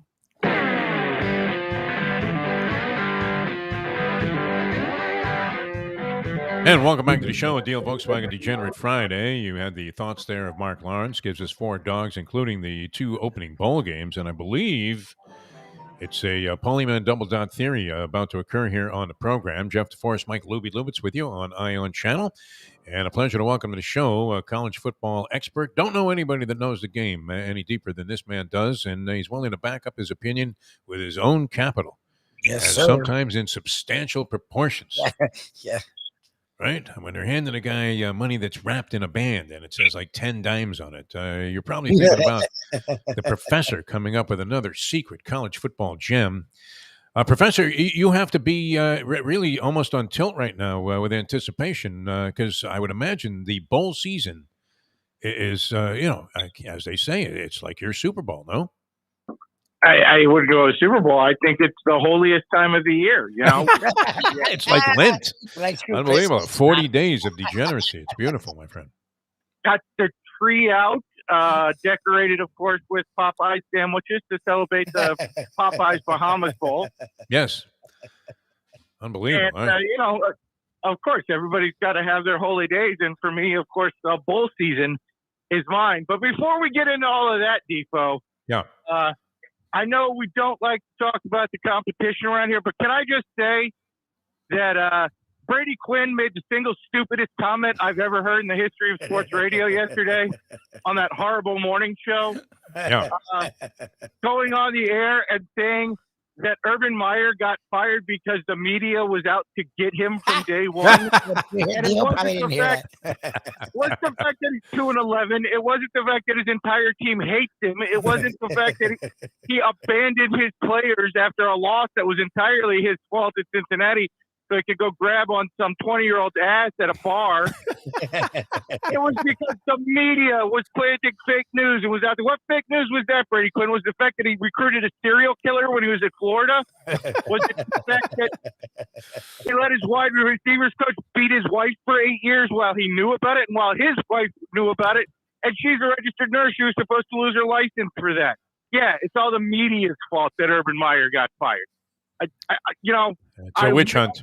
Yeah, there's no question. It's a witch hunt. It's like 20 things in less than a year. Yeah. We all know what station that stupid show is on. God bless you if you want to listen to Brady Quinn spew that nonsense. It's the dumbest thing I've ever heard. Sounds like a very intelligent comment. Yes, I don't know. Maybe he was just doing the usual morning show thing now, which is very common, and taking the opposing view of somebody else who actually he who speak truth. Here on the program. No, it's moronic. I mean, obviously, it's easy to blame the media. If anything, the media was asleep to a lot of this stuff over the years. And, because college coaches get insulated and protected. The hometown guy, that's writing about Ohio State there is unlikely to be overwhelmingly critical about, much like Miami, here. Everybody felt, remember when the Canes were universally being, just absolutely pounded. And, the local media here was, oh, no, we didn't do any of that. Honestly. So, Urban Meyer had a free pass for a long time. So that is a ridiculous comment.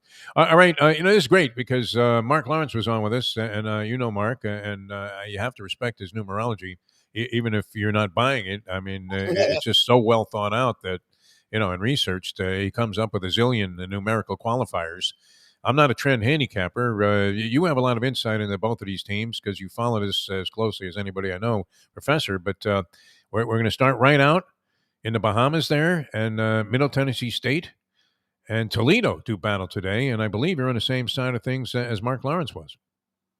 I am 100% on the same side as Mark Lawrence, and that is Middle Tennessee State getting 10.5 points. Toledo, honestly, they finished the year well against the absolute dregs of the Mack, but you go back and look at their midseason. When they had to play some of the tougher teams in the Mack. And I don't think the Mack was a good conference this year. I don't think it's a coincidence. Even though we love Northern Illinois was a winless team last year, came back to win the conference. I think that speaks as much to the conference as much as to how much Northern Illinois improved throughout the course of the offseason. So we're going to be on trend in general against Mack teams, particularly when they're laying heavy points here. Middle Tennessee State, yes, they're not the flashiest team in the world, but defense translates generally to bowl season, and Middle Tennessee State's got a good defense. They create a lot of turnovers. They create a lot of easy opportunities for them. And generally speaking, it's offenses that get rusty, not defenses. And I feel like this is probably a little bit higher of a motivation game for Northern Illinois than it is for Toledo, who have big plans coming into the year and kind of failed. Excellent. All right. You're also looking at the Cure Bowl here with Coastal Carolina. Yes, I guess it's the anti-Cure Bowl for Coastal Carolina. Coastal Carolina had been a very public team all throughout last year and coming into the first 8 or so weeks this year, and then really faded. You look at them They were not good against the spread. They had a couple of disappointing losses, including to Appy State, who would have locked up the conference for them. I feel like Coastal Carolina is coming in on a downtrend. Northern Illinois, as we said, has played up all year. They're also going to play a much slower paced game than Coastal Carolina likes. They're kind of like 3 yards in a cloud of dust. Coastal Carolina likes to run up and down the field. I think Northern Illinois pace will probably keep them in this game, probably keep it a one-score game. And Coastal Carolina is not a great defensive team, as we've seen anyway. So I would say Northern Illinois plus the points looks very solid there. That's one.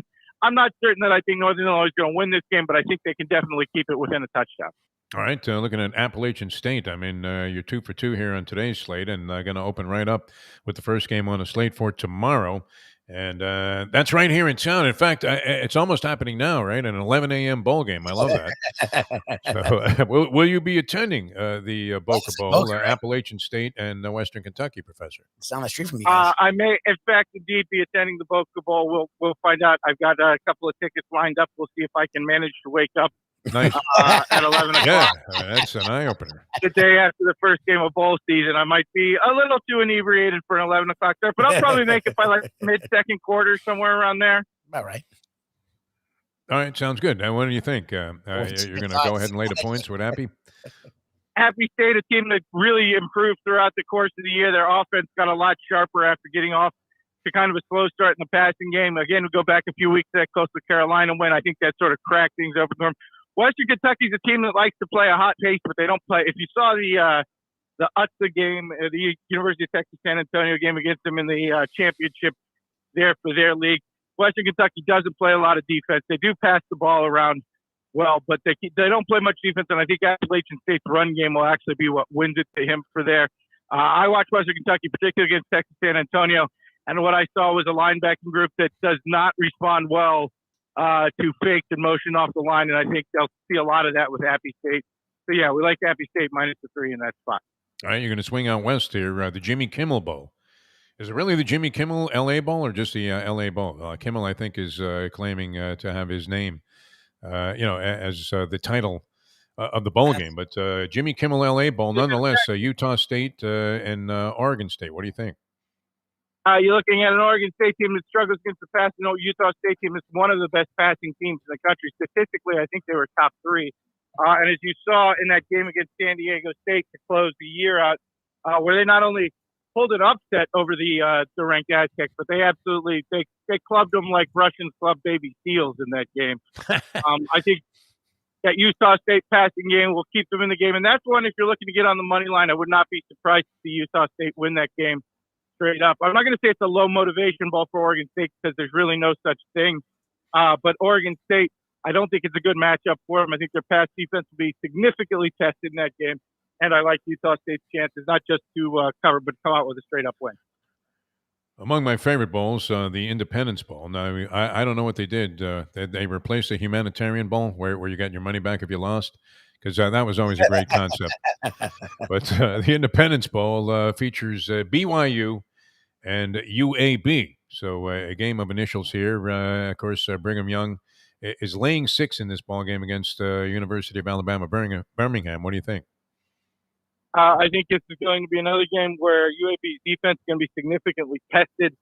You look at BYU, they've scored 30-plus all 4 games in the last 4 games, and including dropping a couple 50 spots and an impressive 66 against Virginia. And then finishing out the year, USC was down, but for BYU to go and get a win in LA to finish the season, I thought was a really strong sign for where BYU finished the year. UAB is a pretty decent team, but I think they're a little bit out of their weight class, and I think BYU's offense is going to score a bunch of points here. I would look for them to cover that number. All right, great insight into all of these games. Going to wrap it up with Louisiana, and they are laying 5 against Marshall. Yeah, this is a game where we're going to sort of go off our normal trend here. As you know, we normally go the other way when a team loses its coach for the bowl game. I think Louisiana is actually a much better football team than Marshall is. Marshall, to me, is a marginal bowl team at best. They probably shouldn't be in this spot. Louisiana laying it less than a touchdown themselves, coming off a win in their conference title game with Appalachian State, where I believe they were I want to say like 6-point dogs and came out and won straight up. I know they were underdogs in the game. I can't remember the number off the top of my head. But yeah, ooh la la, Louisiana Lafayette, a very solid program. Billy Napier did an excellent job down there, and I think they just got too much talent for Marshall. This is a down Marshall program from where they were a few years ago. I would actually go as far as to say significantly down. So yeah, we're going Louisiana minus the 6. You'll be happy, as Mark Lawrence noted, to realize that it's addition by subtraction. Jacksonville was like a 3.5-point underdog, I believe, in their next game when Urban Meyer was still the coach, and they're now our favorite, and they're now like 5.5. Yeah, They went up 2 points. they went 2 points because he got canned, which was a disgrace all along. I mean, just unbelievable. A lot more than 2 points. Yeah, you had that. Go ahead.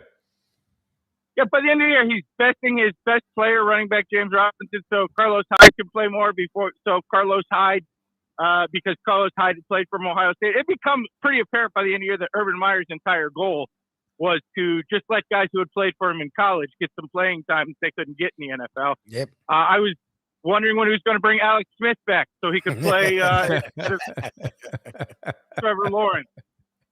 Yeah, honestly, losing Urban Meyer might be worth a touchdown to Jacksonville. Always a pleasure, Professor. Good luck with your plays today. You know me, Defo. I don't do NFL bets, but it might honestly be worth putting a couple bucks on Jacksonville. That team might be just so relieved to be rid of that. Imagine. Yeah. I'm not even going to use the word I want to use because it's really dirty. But Drek will be sufficient. Yeah. Yeah. Trevor Lawrence and the boys might be so inspired to tell Urban Meyer to go stick it somewhere where the sun don't shine that they may actually come out and get a win on this game. Should be inspired. That's a certainty. All right. Thanks, Professor. Always a pleasure, my friend. You have a great weekend and enjoy all of your wagering today and tomorrow on the college bowl games. Excellent insight, as always. You have a great one, Dave. All right. Thanks a lot. Professor was on fire today, huh? Yeah, he's on it, boy. That Urban Meyer stuff.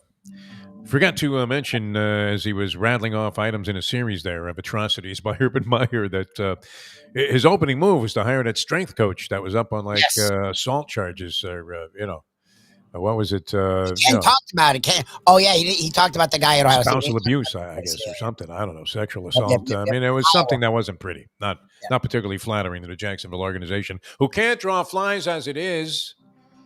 Wow, is that a disaster? It's a good thing they're in the share the wealth opportunity that is presented by the National Football League. Otherwise, what? I mean, they'd be playing in Costa Rica pretty soon. They wanted to move to London, didn't they? They want to play like all their home games over there? Yes. Crazy Meshuggah to play on that was. All right, we're coming back with more. The Gambling Gourmet. We're a little late getting to the Gambling Gourmet, but he has a lot to say, and we'll get time to speak with Mike Mayo, the Gambling Gourmet, longtime sports writer with the South Florida Sun-Sentinel. Then he moves to the city desk. Then he becomes the food critic. Now he's got this thing with like 68,000 followers on Facebook. They pick up like 500 a day, Lubie.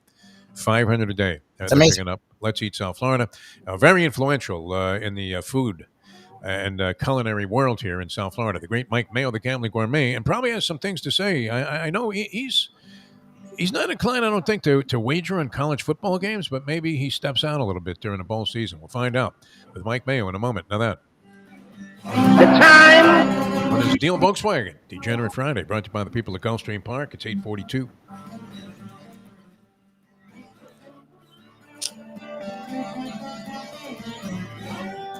It's the Gambling Gourmet for Cafe Seville in Fort Lauderdale. It's one of my favorite places.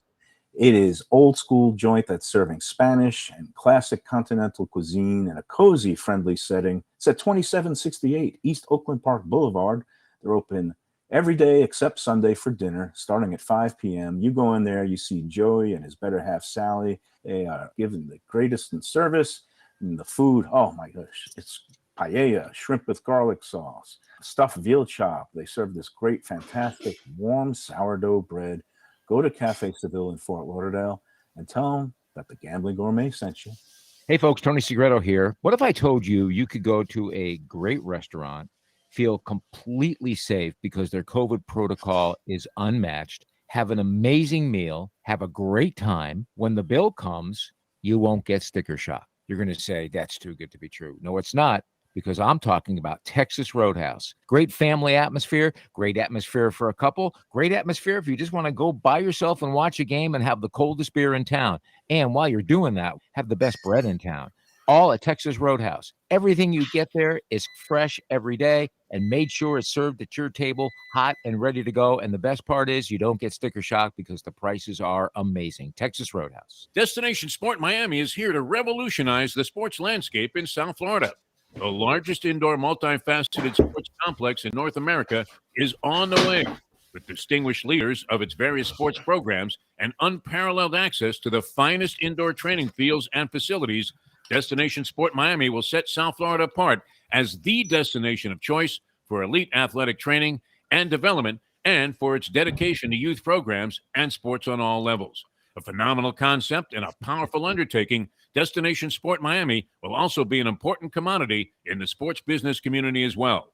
Destination Sport Miami, its time has come. Since day one of Old School, we've had Catholic Health Services be part of our family.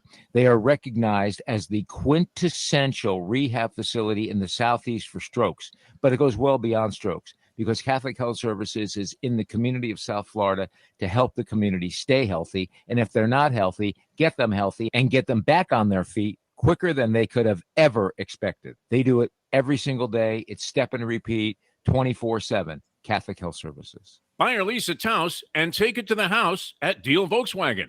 Anna and her team make your next VW purchase or lease so easy with new inventory rolling in daily and the biggest selection of certified pre-owned vehicles in the business. You can make your deal online at dealvolkswagen.com or visit the beautiful showroom in the classic location, 3601 Bird Road, right in the heart of the Gables. Or give Anna and the team at Deel a call at 305-448-DEEL. Jettas, Passats, Tiguans, Atlas models, and the hottest vehicle in the industry, the new Taos, all at unbeatable prices and all ready to roll off the showroom floor at the #1 Volkswagen dealership around, Deel Volkswagen. He'll fight Brian Cox in the locker room. He'll challenge Bill Parcells to a verbal shout-out. He'll stare down Johnny Chan while holding pocket twos. And then he goes Mike to Mayo, the the London Gambling Business Gourmet. School for the savants. How about that? Yeah. I will crush London your School hopes of and Finance. dreams with it. Mike Oh, Mayo, the Gambling Gourmet, joins us here. I do all those things, and I also crush your hopes and dreams with a 3-word text giving you the bad news about game one. Well, this was particularly brutal, and Michael, I thank you for doing that. The modern day odd couple, Defo and Lubie, are on now. It is, of course, the Defo Show.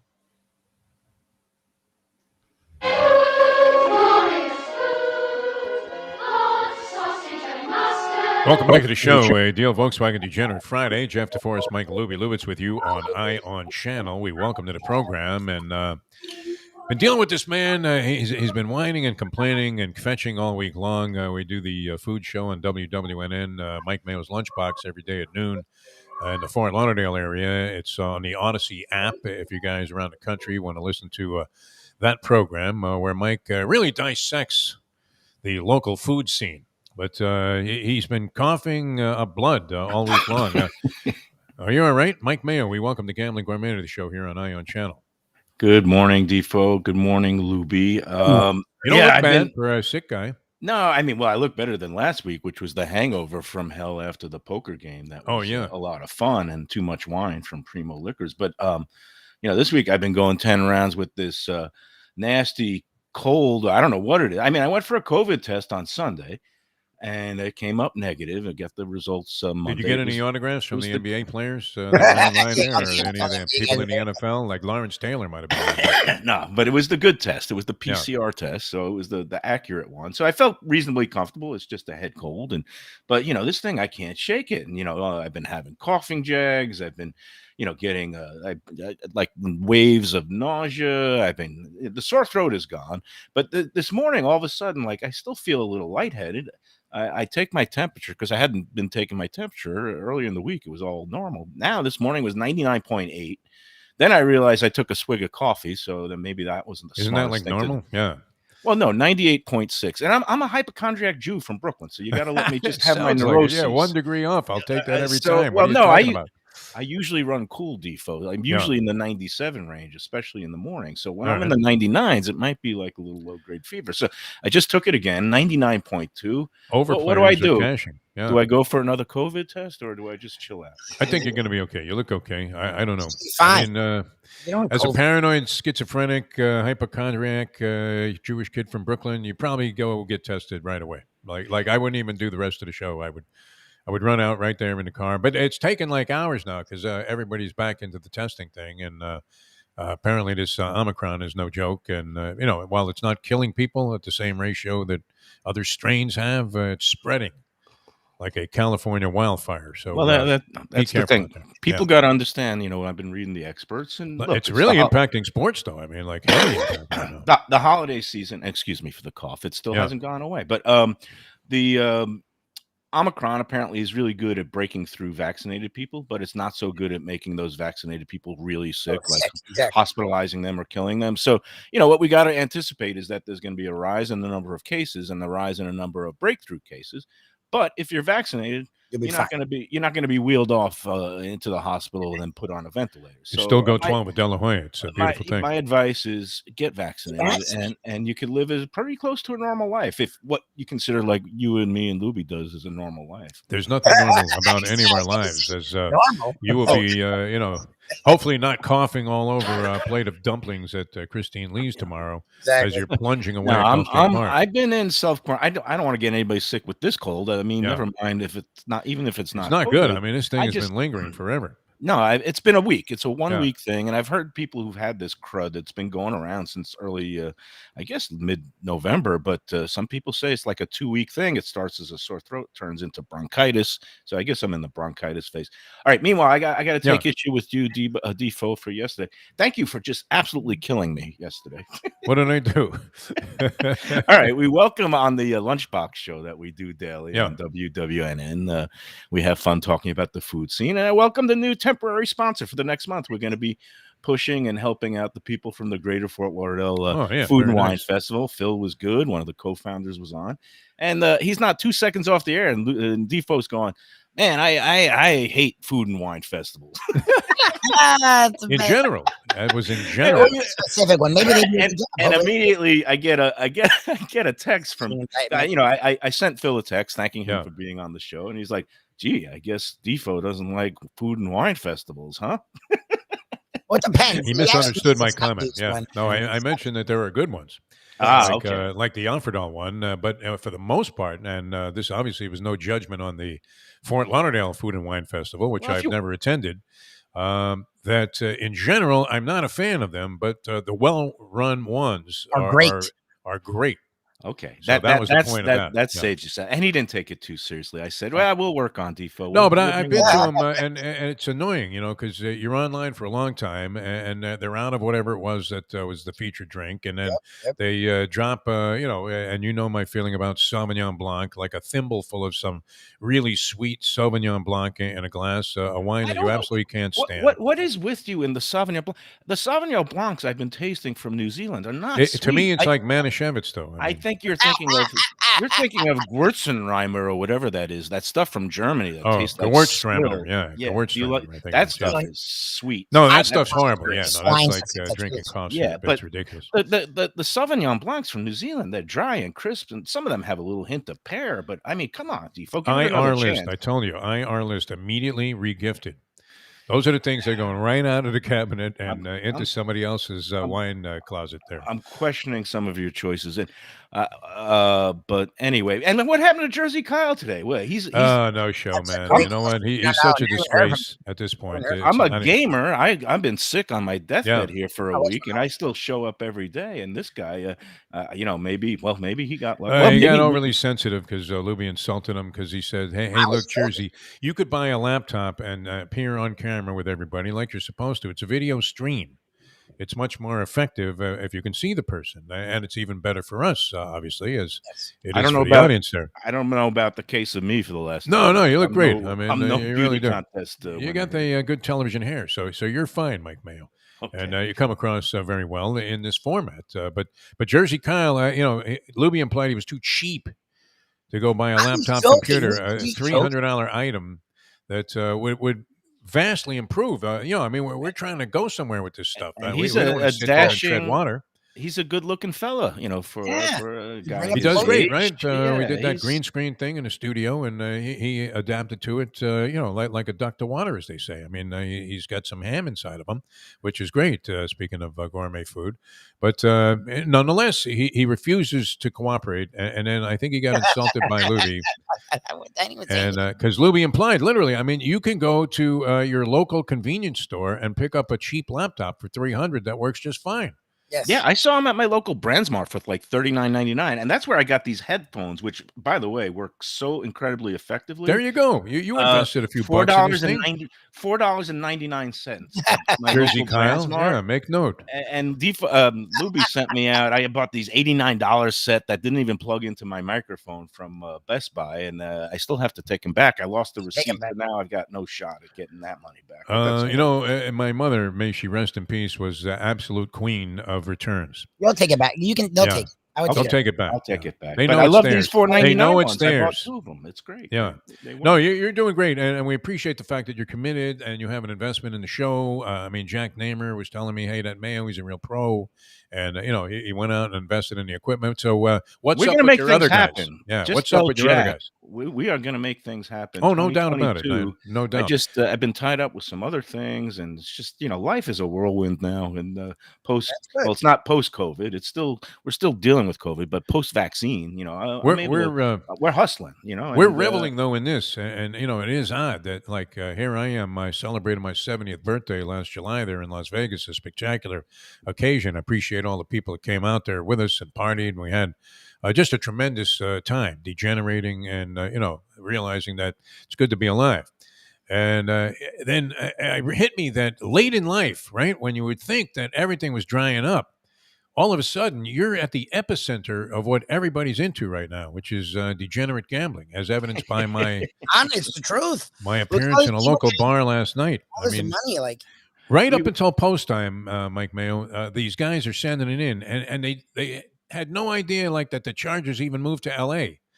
So like my mom. My mom where's the still game? calls San it- Diego. San Diego. That's where the game is. And sure enough, nobody could. And it was a coin toss, right? I mean, you couldn't kill yourself if you had the Chargers last night, except for the fact that they, as they say, this is the cliche, they left a lot of points out there on the field. Is that like a Troy Aikmanism or what? Yes. Well, They left a lot of points out there on the field there. Is it Joe Buck? Yeah, Joe Buck. It was a goofy game. It was one of those Wild. exciting, wild games at the end. Too bad I was passed out on the couch. I did wake up right at overtime when the Chiefs scored the winner, and I played this silly pool. Our family, we do a straight up pool for the whole season, just straight up wins. And just the Mayos are included in this? It's the Mayo Yes, Cup, Mayo. and including my B Mayo? 88-year-old mom. You get He's in a Hellman's. football pool. You get King of Hellman's. Right, we get the Hellman's Cup. This explains a lot about your overall persona. Yeah, but I had the Chiefs last night, and my mother is just like your friend. She's like, "Is the game in San Diego?" Like every week, I say, "No, Mom, they're in Los Angeles now," and she just thinks Chargers. It doesn't in even San matter to Diego. correct people after a while. Like people that got my name wrong, and they called me Steve usually. Steve Deforrest. Angelo Dundee always called me Steve Deforrest. Ferdy Pacheco, same thing. I guess they both thought my name was Steve. But after a while, you don't correct the person anymore. Nah, you right? just let you him just go. say, hey, yeah, Steve, that's me. So, but the game, I passed out from much of the good stuff. But all I know is the parts that I was awake for, it seemed like everybody had a chance to kick a field goal. Instead, they're going for touchdowns and not making it instead. And I'm screaming. I guess maybe I'm just a conservative person, but my theory of football and life is you take the sure thing. So anytime you're in a game, and I couldn't believe even Andy Reid, and they're trailing 14-13, they could kick the go-ahead field goal, and he's going for it on 4th down. And he had to do it though. You know what? He no, would you look don't like a have fool. to. You take the lead. You take the lead. You're on the road. You take the lead. Staley made him look like dog meat by going for it a few times, and you knew that Reed was going to take the bait, man. Now, look, he's got a giant appetite. He can't resist. If you put a Danish in front of him in the middle of the game, he'd be taking a bite out of that.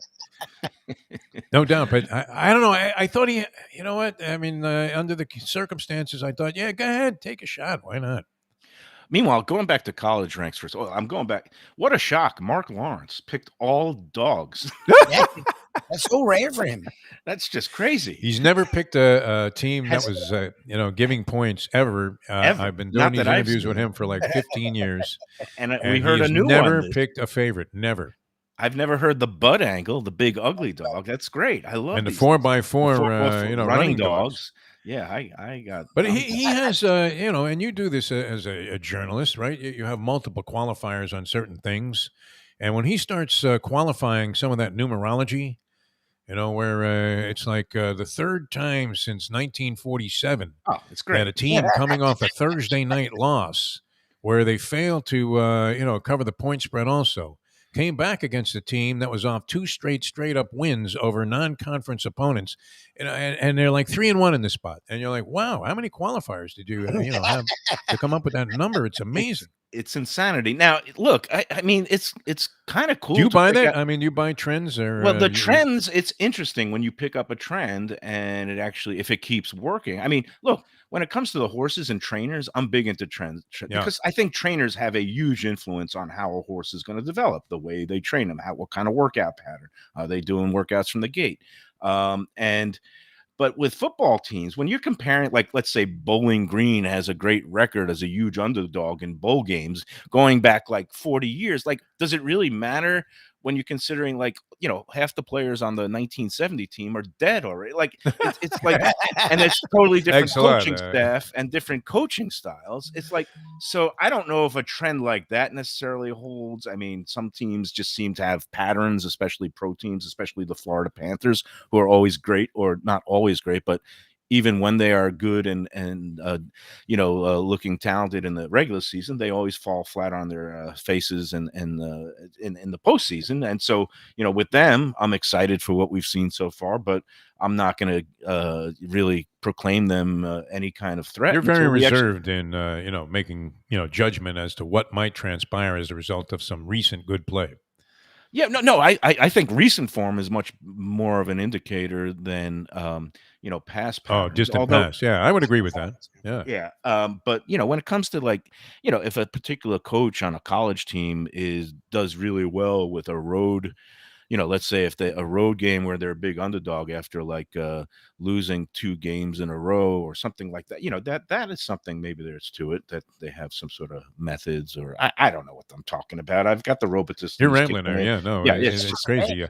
But you know what? You were saying very helpful in your quest to overcome this cold that has overtaken your body, and in many ways, obviously, as people can see and hear, your senses. But and my Primo Liquors was involved in part of the cure. And actually, the 2 days that you were sharp were the days that you were drinking. What was that? Rye whiskey? What? Yeah, Michter's Rye is it's a rye whiskey from Kentucky, and it's good stuff. And they sell that along with a host of all the finest spirits and wines at Primo Liquors. Is my place to go. And I hit for the Primo cycle finally this week. They have 5 locations in Broward, and I've managed to hit all 5 of them. I've stopped in the last few weeks for different events and just to pick up bottles for different parties and occasions. Primo Liquors, go online at primoliquors.com to see all their great wares.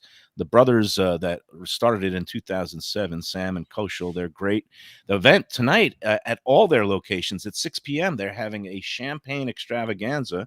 Nice. Some of the locations are going to be just pouring the Pommery champagne. Others are pouring a variety of bubblies from all over the world, not just French champagne, but also Spanish cavas and California sparkling wines.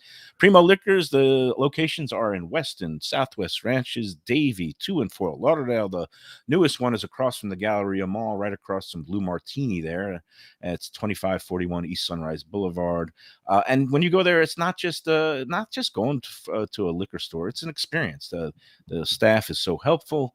They have all these events where you can taste things and then shop offbeat items, and then the usual things that old dependables that you want to put on your holiday table, all at a reasonable price. Go to Primo Liquors and tell them that the Defo Show, Mayo, Lubie, the Lunchbox, all of us, Let's Eat South Florida, just say, hey, we're here.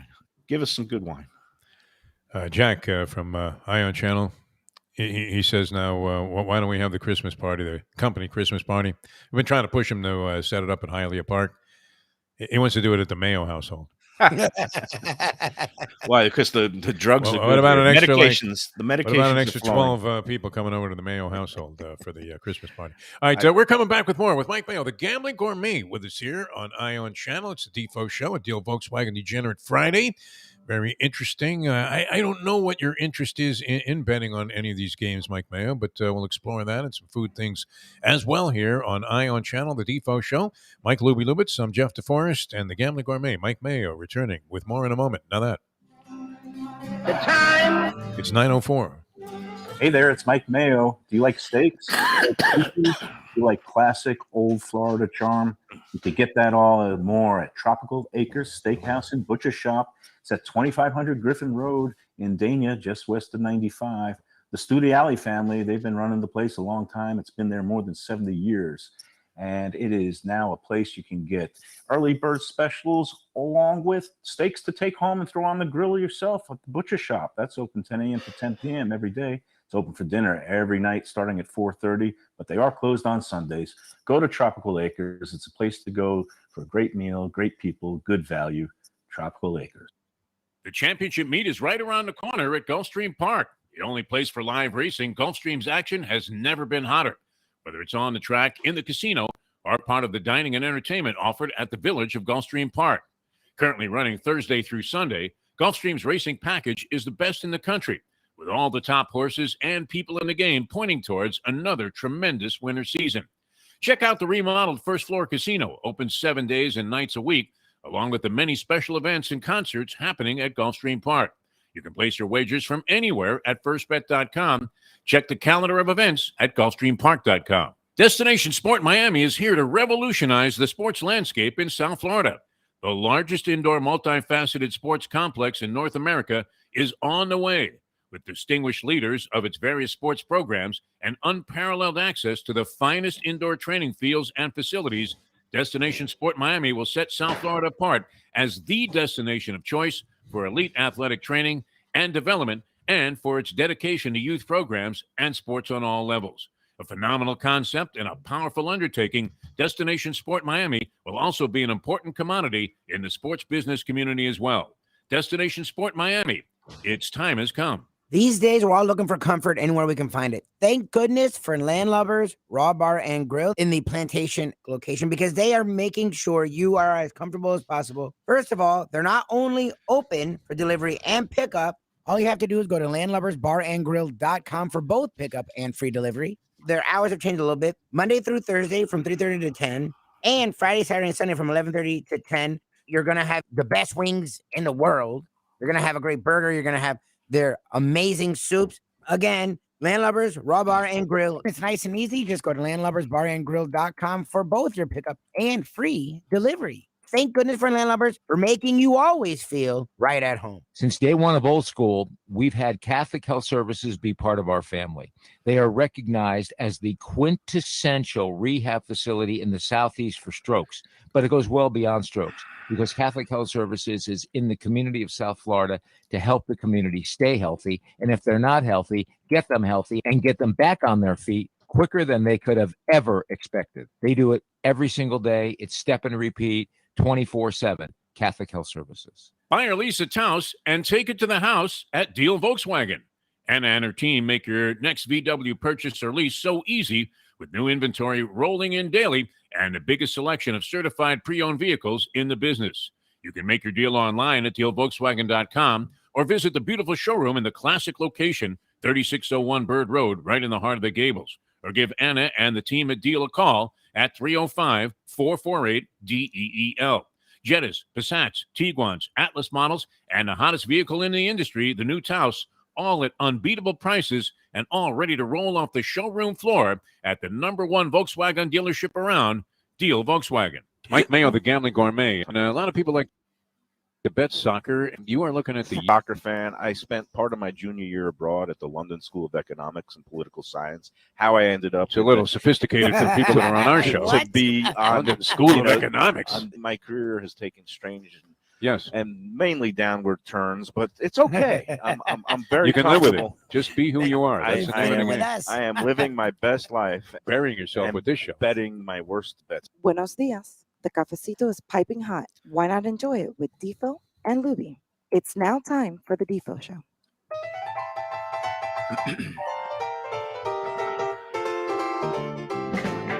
Welcome back to the show, the Defo Show. Jeff Deforrest, Mike Lubitz with you on Ion Channel here, and with you for about 20 minutes more as we feature up until 9:30 on our Deel Volkswagen Degenerate Fridays, the Gambling Gourmet Mike Mayo, who has joined us here. And you can see a very handsome gentleman if you're watching the video stream, and if you're just listening on audio, always with a lot of caustic and interesting things to say. Now your background, and of course, I knew you and met you when you were covering sports for the South Florida Sun Sentinel. A brilliant job by Mike Mayo. Always very opinionated, and you have a lot of great stories. And you're always looking for something. This is kind of interesting. The professor brought it up, and it's easy to blame it. Well, as Polyman would say, blame it on the dead guy. Mhm. But Brady Quinn, apparently on his show that replaced our show on the radio, made a statement that it was a media witch hunt that Who? ultimately did in Who's Brady Quinn? Urban Meyer. Brady Quinn was the guy that we were supposed to draft at quarterback out of Notre Dame, and we How'd that decided turn out? instead on Ted Ginn Jr., who had a much better career overall than Brady Quinn. Now, Brady Quinn's a sharp-looking guy. I mean, he has the movie star good looks. And look, I mean, obviously, just because he didn't turn out to be a great pro does not mean that he was not a terrific athlete, right? I mean, when he was in college, everybody thought, wow, this guy, is going to really be something. But it turned out, so his pro career didn't amount to much. But now he's a broadcaster. And his observation was, I don't know how you feel about this. As a member of the press, I always resent it, when the whole Trump thing was going on and everything was fake news, including all of this stuff that we're finding out was overwhelmingly true to the point where we were underestimating how much carnage was really taking place. Yeah. But, including, obviously, I mean, the ultimate where you actually had people die in, that whole insurrection thing. But not to get into that, but how do you feel about it when It wasn't an insurrection. It was just a tourist. It it looked like an average day. You know what? They Hey, came look, off there's the White House. bus. Yeah. That's it. It was like Mo Atta Everyone conducting visited the right tour. there. I mean, what kind of garbage is that? All right. Antifa. but- It was Antifa tourists. That's something. How do you feel about that, though? I mean, was the How- media How do I feel unfair about to that Urban Meyer idiotic and- statement that Brady Quinn made? Yeah. I mean, I think the professor shredded him rather neatly Yes. with the litany of things that Urban Meyer messed up, and the compelling reasons for the Jaguars ownership to realize the error of their ways. And I guess maybe there was something to the just the old the stunt of bringing in Tim Tebow in the preseason, presaged stupidity to come, but. Look, the guy, Urban Meyer, look, he should have quit while he was way ahead, right? Like, couldn't he have had just a cush job on ESPN? And Yeah. instead, the guy's a masochist. I don't understand that some people just know their place in life. And like, look, give credit to, Nick Saban, because he realized he wasn't a pro coach, that the pro players weren't going to respond to his methods, and that he was most effective in a small college town where he could be a despot and a tyrant and have his way with the media and players, but charm recruits and just create this unbeatable, unbreakable football factory. So he went back there, and now he's just king of the college football universe. Urban Meyer, he bounced around. He won his share of titles. He had his acclaim. He was on TV, had the cush gig, and wasn't very interesting. I mean, he's kind of vapid. Oh, he doesn't say. Everybody sucked up to him, but I mean, I don't know that he ever said anything when you went, "Whoa, man, that Urban Meyer, he's razor sharp." But, look, the Jacksonville ownership thought that this is a guy who maybe could revitalize a franchise in need of it, and a guy who has local appeal because obviously University of Florida is close by and would be able to sell some tickets. But the guy is a complete and utter joke. And for, anybody to blame the media for his downfall, like that hardcore Jacksonville tabloid culture. They're tough is, up there. Yes. Yeah. No, I mean, look, the results speak They for cover themselves. the Jaguars and NASCAR. That's it. Yeah, and I mean, look, I know nothing about the internal workings of the locker room of the Jacksonville Jaguars. I just know that based on experience and what I see and what I hear and read, that when the coach goes off and starts partying in a nightclub in Columbus and stayed behind and doesn't even ride the team plane home, And I know his excuse is, well, I'm up front and the players don't even know if we're on the plane. I mean, again, it just shows a complete lack of leadership, abdication of responsibility, and just bad common sense, bad judgment. And it's a bad fit, and he's gone. And for anybody to blame it on the media, I mean, it's just the silliest thing. I mean, the media, I don't even know what the media is. It's not a monolith. Right now you have the media is everything from reputable outlets that actually fact checks and needs 3 named sources before printing something, to some guy in his basement who just picking his nose and hears something or reads something on a Twitter feed and just belts it out. And if they put the proper SEO heading on it, Google will pick it up and it gets carried around the world. And that's the way that fake news becomes real news. And then it allows people to harp on fake news that's actually fake, and then denigrate real news that's actually real as fake news. And it gets very confusing. And I just go to the buffet line and just start eating again, because it's just You always pictured a guy with like exhausted. having sex with like a plastic doll that was setting out the original rumors of whatever atrocities were taking place. If that was the kind of media Brady Quinn was talking about, maybe Urban Meyer was treated a little bit unfairly on that front. And you mentioned this, and I always think of this with the OJ case. And, a line also comes to mind out of American Gangster, when you had Denzel Washington goes over to the Asian guy that's distributing the coke and or the heroin, and he tells Denzel before that final fatal shipment, quitting while you're ahead is not the same as quitting. Exactly. And you always wondered, I mean, OJ gets off on a murder rap, a double murder rap, where it seems painfully obvious that, at the very least, he had some involvement. Hey, Cato, what was that? A knock on the door you heard?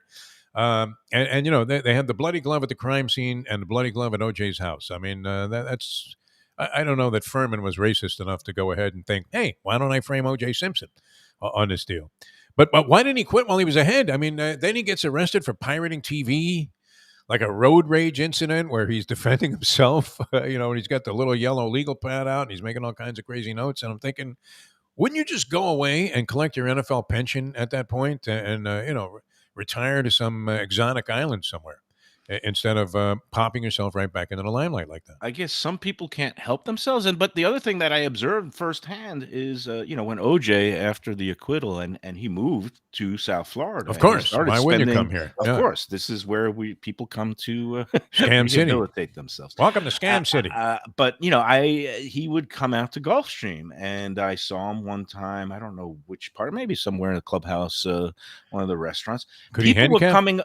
People were coming up to him, flocking to him, Yes. like he was, some revered figure to be looked up to. Like that, Pictures, everything. Yeah, yeah, autographs, pictures, glad Yeah, I handling. saw it many times. And I'm just going, well, at some point in this country, we lost the ability to distinguish between fame and infamy. Infamous. Yep.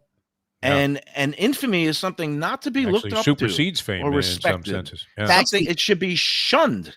Yeah. But no, it doesn't matter how you get your fame or infamy. People want to be part, and you can monetize it, and people will buy you drinks and want to be your best pal. I don't know why any woman would particularly want to date OJ, but they do. I'm always attracted to the bad boy, right? Yeah. Look at Rodman. I mean, Dennis Rodman, they flock around Rodman like there's no tomorrow, even though he might be just as interested in the guys, He's a lovable character. I was kind of buddies with Mike Silver, who became really good friends with him. I don't know if you remember Mike from the Sports Illustrated and his NFL Network. And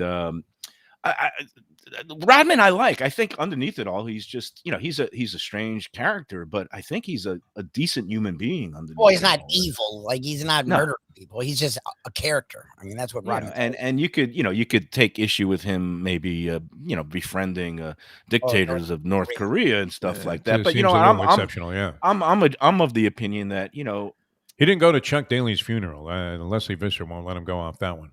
Oh, really? Dennis Rodman. Yeah, he passed. I don't know the backstory. I don't know the backstory there. People have histories, and you don't know what was said. We like Rodman. He came on a lot of shows that we did. We used to do a show out of the Ocean Manor Hotel there, the Bamboo Beach Tiki Bar. Very nice restaurant, by the way. Mike Mayo, if you're looking for a spot to eat on the beach, I know you like Casa Calabria there. Yeah. And Frank Tallarico is tremendous. I mean, he just makes you feel like coming out there. And so he had a lot of celebrity types that would hang around at the time that we were doing the show, including Rodman.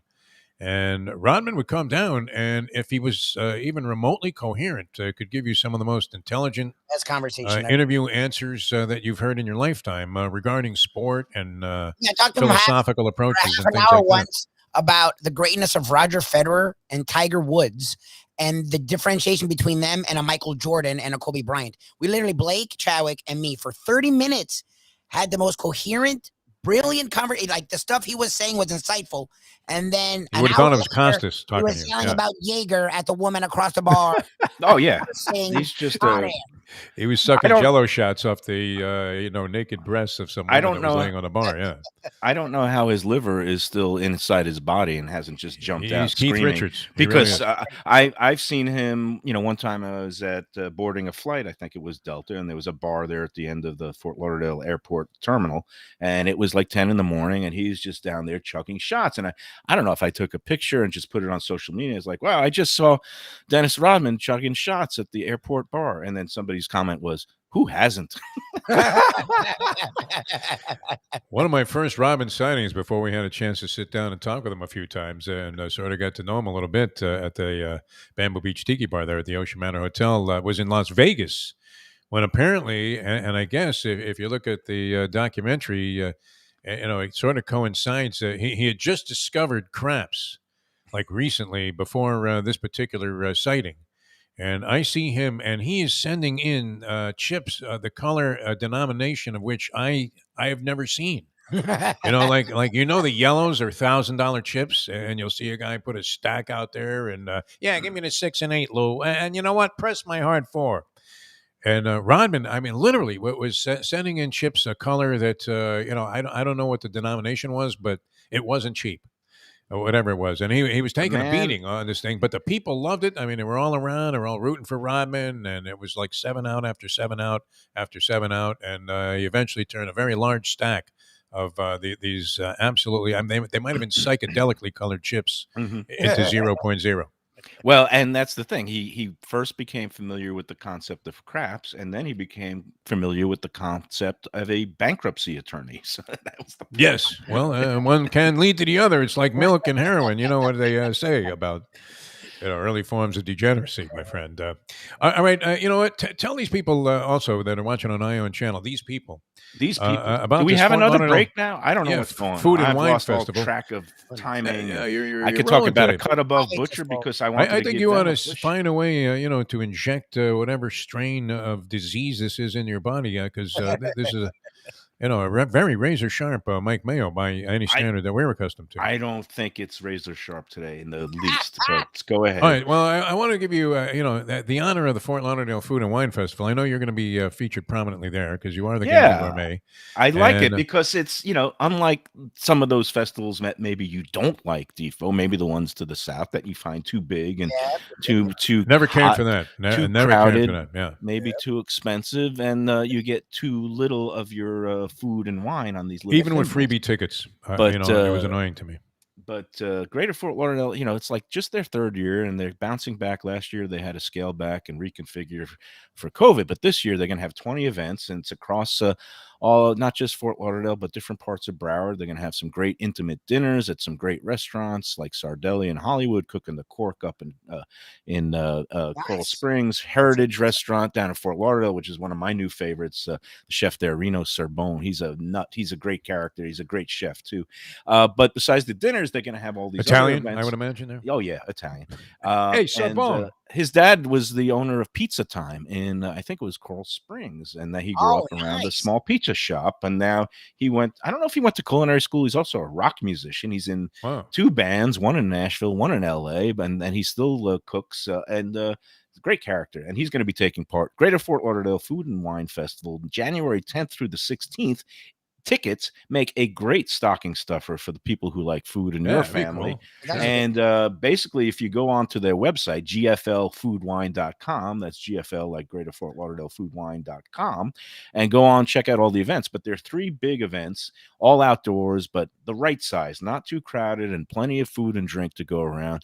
They have a cocktail confidential that's going to be on that rooftop bar that it's it's like right on the corner of West Las Olas and Andrews. That it's TRP Taste is on the ground level, but that's the Cocktail Confidential on the Wednesday night, the 12th. Then there's a barbecue battle down at the Hyatt Centric Hotel I want to on go to Friday that. the 14th. Yeah, we'll swing pull it. on it. Yeah, barbecue How do we get battle. Make to amends with Phil for that comment on the Is radio. yeah. Well, we're gonna turn you around, Defo, and then No, the I think I'll enjoy this one. I really do. The big grand tasting is on Saturday, January 15th.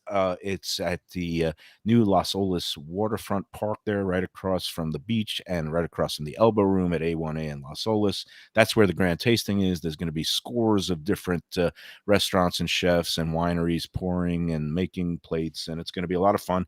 And you go get your tickets and you punch in the code Lunchbox. That's Lunchbox, as in Mayo and Defo's and Lubie's Lunchbox. Lubie is the silent Lubie's partner. yet to make an appearance there, though. like would've Merv been- Griffin. You never invited me. Send me an invite. It's a running joke. It's a running joke. He's in the title. He's in the intro. Yeah. Yeah, He's in the and intro.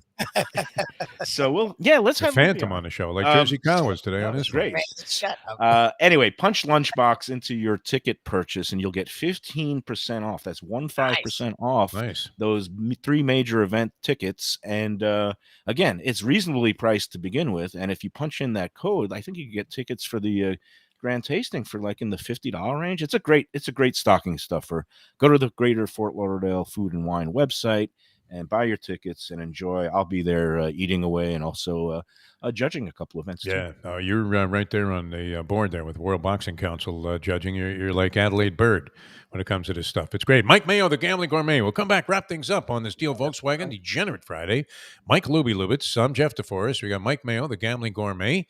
I got a horse on the program. Oh, good.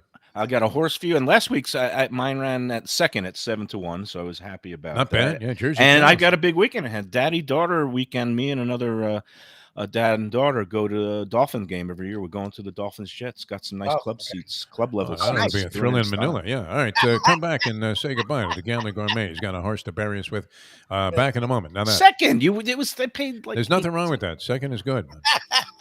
The time. It's 9:25. Destination Sport Miami is here to revolutionize the sports landscape in South Florida. The largest indoor multifaceted sports complex in North America is on the way, with distinguished leaders of its various sports programs and unparalleled access to the finest indoor training fields and facilities. Destination Sport Miami will set South Florida apart as the destination for elite athletic training and development, and for its dedication to youth programs and sports on all levels. A phenomenal concept and a powerful undertaking, Destination Sport Miami will also be an important commodity in the sports business community as well. Destination Sport Miami, its time has come. These days, we're all looking for comfort anywhere we can find it. Thank goodness for Landlubbers Raw Bar and Grill in the Plantation location, because they are making sure you are as comfortable as possible. First of all, they're not only open for delivery and pickup. All you have to do is go to landlubbersbarandgrill.com for both pickup and free delivery. Their hours have changed a little bit. Monday through Thursday from 3:30 to 10, and Friday, Saturday, and Sunday from 11:30 to 10. You're going to have the best wings in the world. You're going to have a great burger. You're going to have their amazing soups. Again, Landlubbers, Raw Bar and Grill. It's nice and easy. Just go to landlubbersbarandgrill.com for both your pickup and free delivery. Thank goodness for Landlubbers for making you always feel right at home. Play the ponies in style at Champions, the outstanding simulcasting room at beautiful Hialeah Park. Yes, the grand old lady of thoroughbred racing has never been more vibrant, and you can wager on the races from the top tracks around the country while enjoying a cocktail at the Brass Rail Bar or any of the fine food served throughout the facility. If poker is your game, you're covered in style, and you can play all your favorite Vegas-style games, including blackjack, craps, and roulette, in Hialeah Park's sizzling hot casino. Get a player's card when you walk through the door for all kinds of generous amenities, including our favorite, free play, when you come out to the ultimate casino and entertainment destination, Hialeah Park.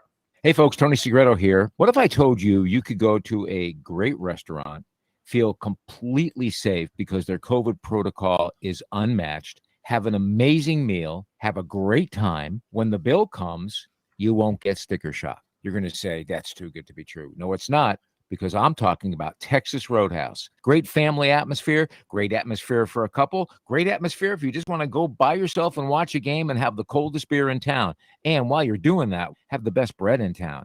All at Texas Roadhouse. Everything you get there is fresh every day and made sure it's served at your table, hot and ready to go. And the best part is you don't get sticker shock because the prices are amazing. Texas Roadhouse. Recently, we realized it's not just hurricane season that can hurt us. Any time of year, things can happen to your home or business. And the insurance company can be your friend, but they also can be your enemy. Horizon Public Adjusters, Justina Testa, are here for you to help this process go so much easier. Before you call the insurance company, call Horizon Public Adjusters and Justina Testa at 954-809-8752. Would you go into court without an attorney? So why would you go up against an insurance company without Horizon Public Adjusters and Justina Testa? 7 to 10 times more money recovered with a public adjuster than if you went on your own. If there's no recovery, there's no fee. Give them a call at 954-809-8752. Why go up against insurance companies alone? You can have Horizon Public Adjusters and Justina Testa on your side. Hey, it's Mike Mayo, the Gambling Gourmet here for my friends over at Shenanigans Sports Pub. It's a great place to go to take in a game, a good meal, and a couple of drinks. My friend Patrick, he's been doing it a long time, and he's got 2 locations. West side is right across from TY Park in Hollywood. And then the east side location is at 1300 South Federal Highway in Dania Beach. Shenanigans is the place for wings, burgers, barbecue, fresh fish, anything you want, drink specials, late night dining, outdoor dining. It is the place to go, family friendly. Go to Shenanigans and tell them the Gambling Gourmet sent you. Ric Flair, the world's heavyweight champion. I don't have to say a lot more about the way I feel about Ric Flair. No respect, no honor. There is no honor among thieves. He put hard times on Dusty Rhodes and his family. That is. The only way to get your morning started is with Defo, joined by Lubie, right here on The Defo Show. The epitome of the American dream, Dusty Rhodes, a fat guy with massive cellulite, an ugly pair of shorts and cowboy boots, balding head. And with that, we don't have much time for embellishment. In fact, we have like 0, Mike Mayo. No, we're out of time. Give us the horse. Give us the horse, the name of the horse, what race, Gulfstream Park. Tomorrow there's a good card at Gulfstream, a couple of stakes races, but not much in the way for the babies, the 2-year-olds, who are going to be 3-year-olds soon. But last race is a turf race for the 2-year-olds that has some high quality pedigree runners in there, including my pick is Immokalee. I like Immokalee because that town is near the west coast of Florida. It's where Edgerrin James is from. I spent some time out there in Immokalee. Chased the rabbits, yeah, right. And but a horse named Immokalee is being trained by Bill Mott, ridden by Junior Alvarado. It's his 3rd lifetime start, but his first start on the turf. And I guess he's made a debut, ran 3rd at Saratoga, so he has some quality. $750,000 Keeneland November purchase back when he was a yearling. And I think this horse might have some ability, been on the shelf for a while, and they'll give him a chance on the turf to maybe show what he can do. Right. His 9-2 morning line, I'll take anything 5-2 or above, and only if it's on the turf. If he's on the dirt, I might stay away from him. I don't know if it's going to rain or not. But Immokalee, the number 1 horse in the 11th and final race at Gulfstream tomorrow, 20 across the board. Yeah, get the broccoli. Very good, Mike Mayo. I like it. All right, Mike, always a pleasure. We'll catch you at noon on WWNN, the Odyssey app, radio app all three of around us the world. on the lunchbox. Lubie, Come on. still looking for a piece of the action there. Lubie's microphone. Just to show up. It never seems to work. His microphone never is. Yeah, it's kind of like Jersey Kyle's competitor. Very much like the Phantom Jersey Kyle on the program today. Hey, thanks, Mike. Always a pleasure. Lubie, great job all week long. We'll catch you guys later on. Believe Podcast Network, also with Mike on the Odyssey app from noon to 1 on the East Coast here with the Mike Mayo's Lunchbox presentation today. Should be a lot of fun. I'm Jeff Deforrest. Thanks to everybody at Ion Channel, Jack, Amy, the whole crew there, Brad, and all of the fine people associated with Ion Channel. Another great week in the books as we head into the holidays. We'll see you Monday at 7 in the a.m. Oh, if you want more plays, by the way, Brandon Lane would still come on this show, but he's in Vegas. Yeah. Today, after hours, we're going to have Brandon Lane giving his kickoff to the bowl season. On after hours. He's very enthusiastic and very, confident in his selections. You All right, gotta Mike, we'll believe. see you. Lubie, we'll see you. And everybody out there, thanks so much for tuning in. Google the Defo Show. Tell your friends. IONchannel.com is where you find us. Audio, video streaming around the world. And we'll see you Monday at 7 as we leave you on that. It's 9:33. Let's go to eat a damn snack. Look what the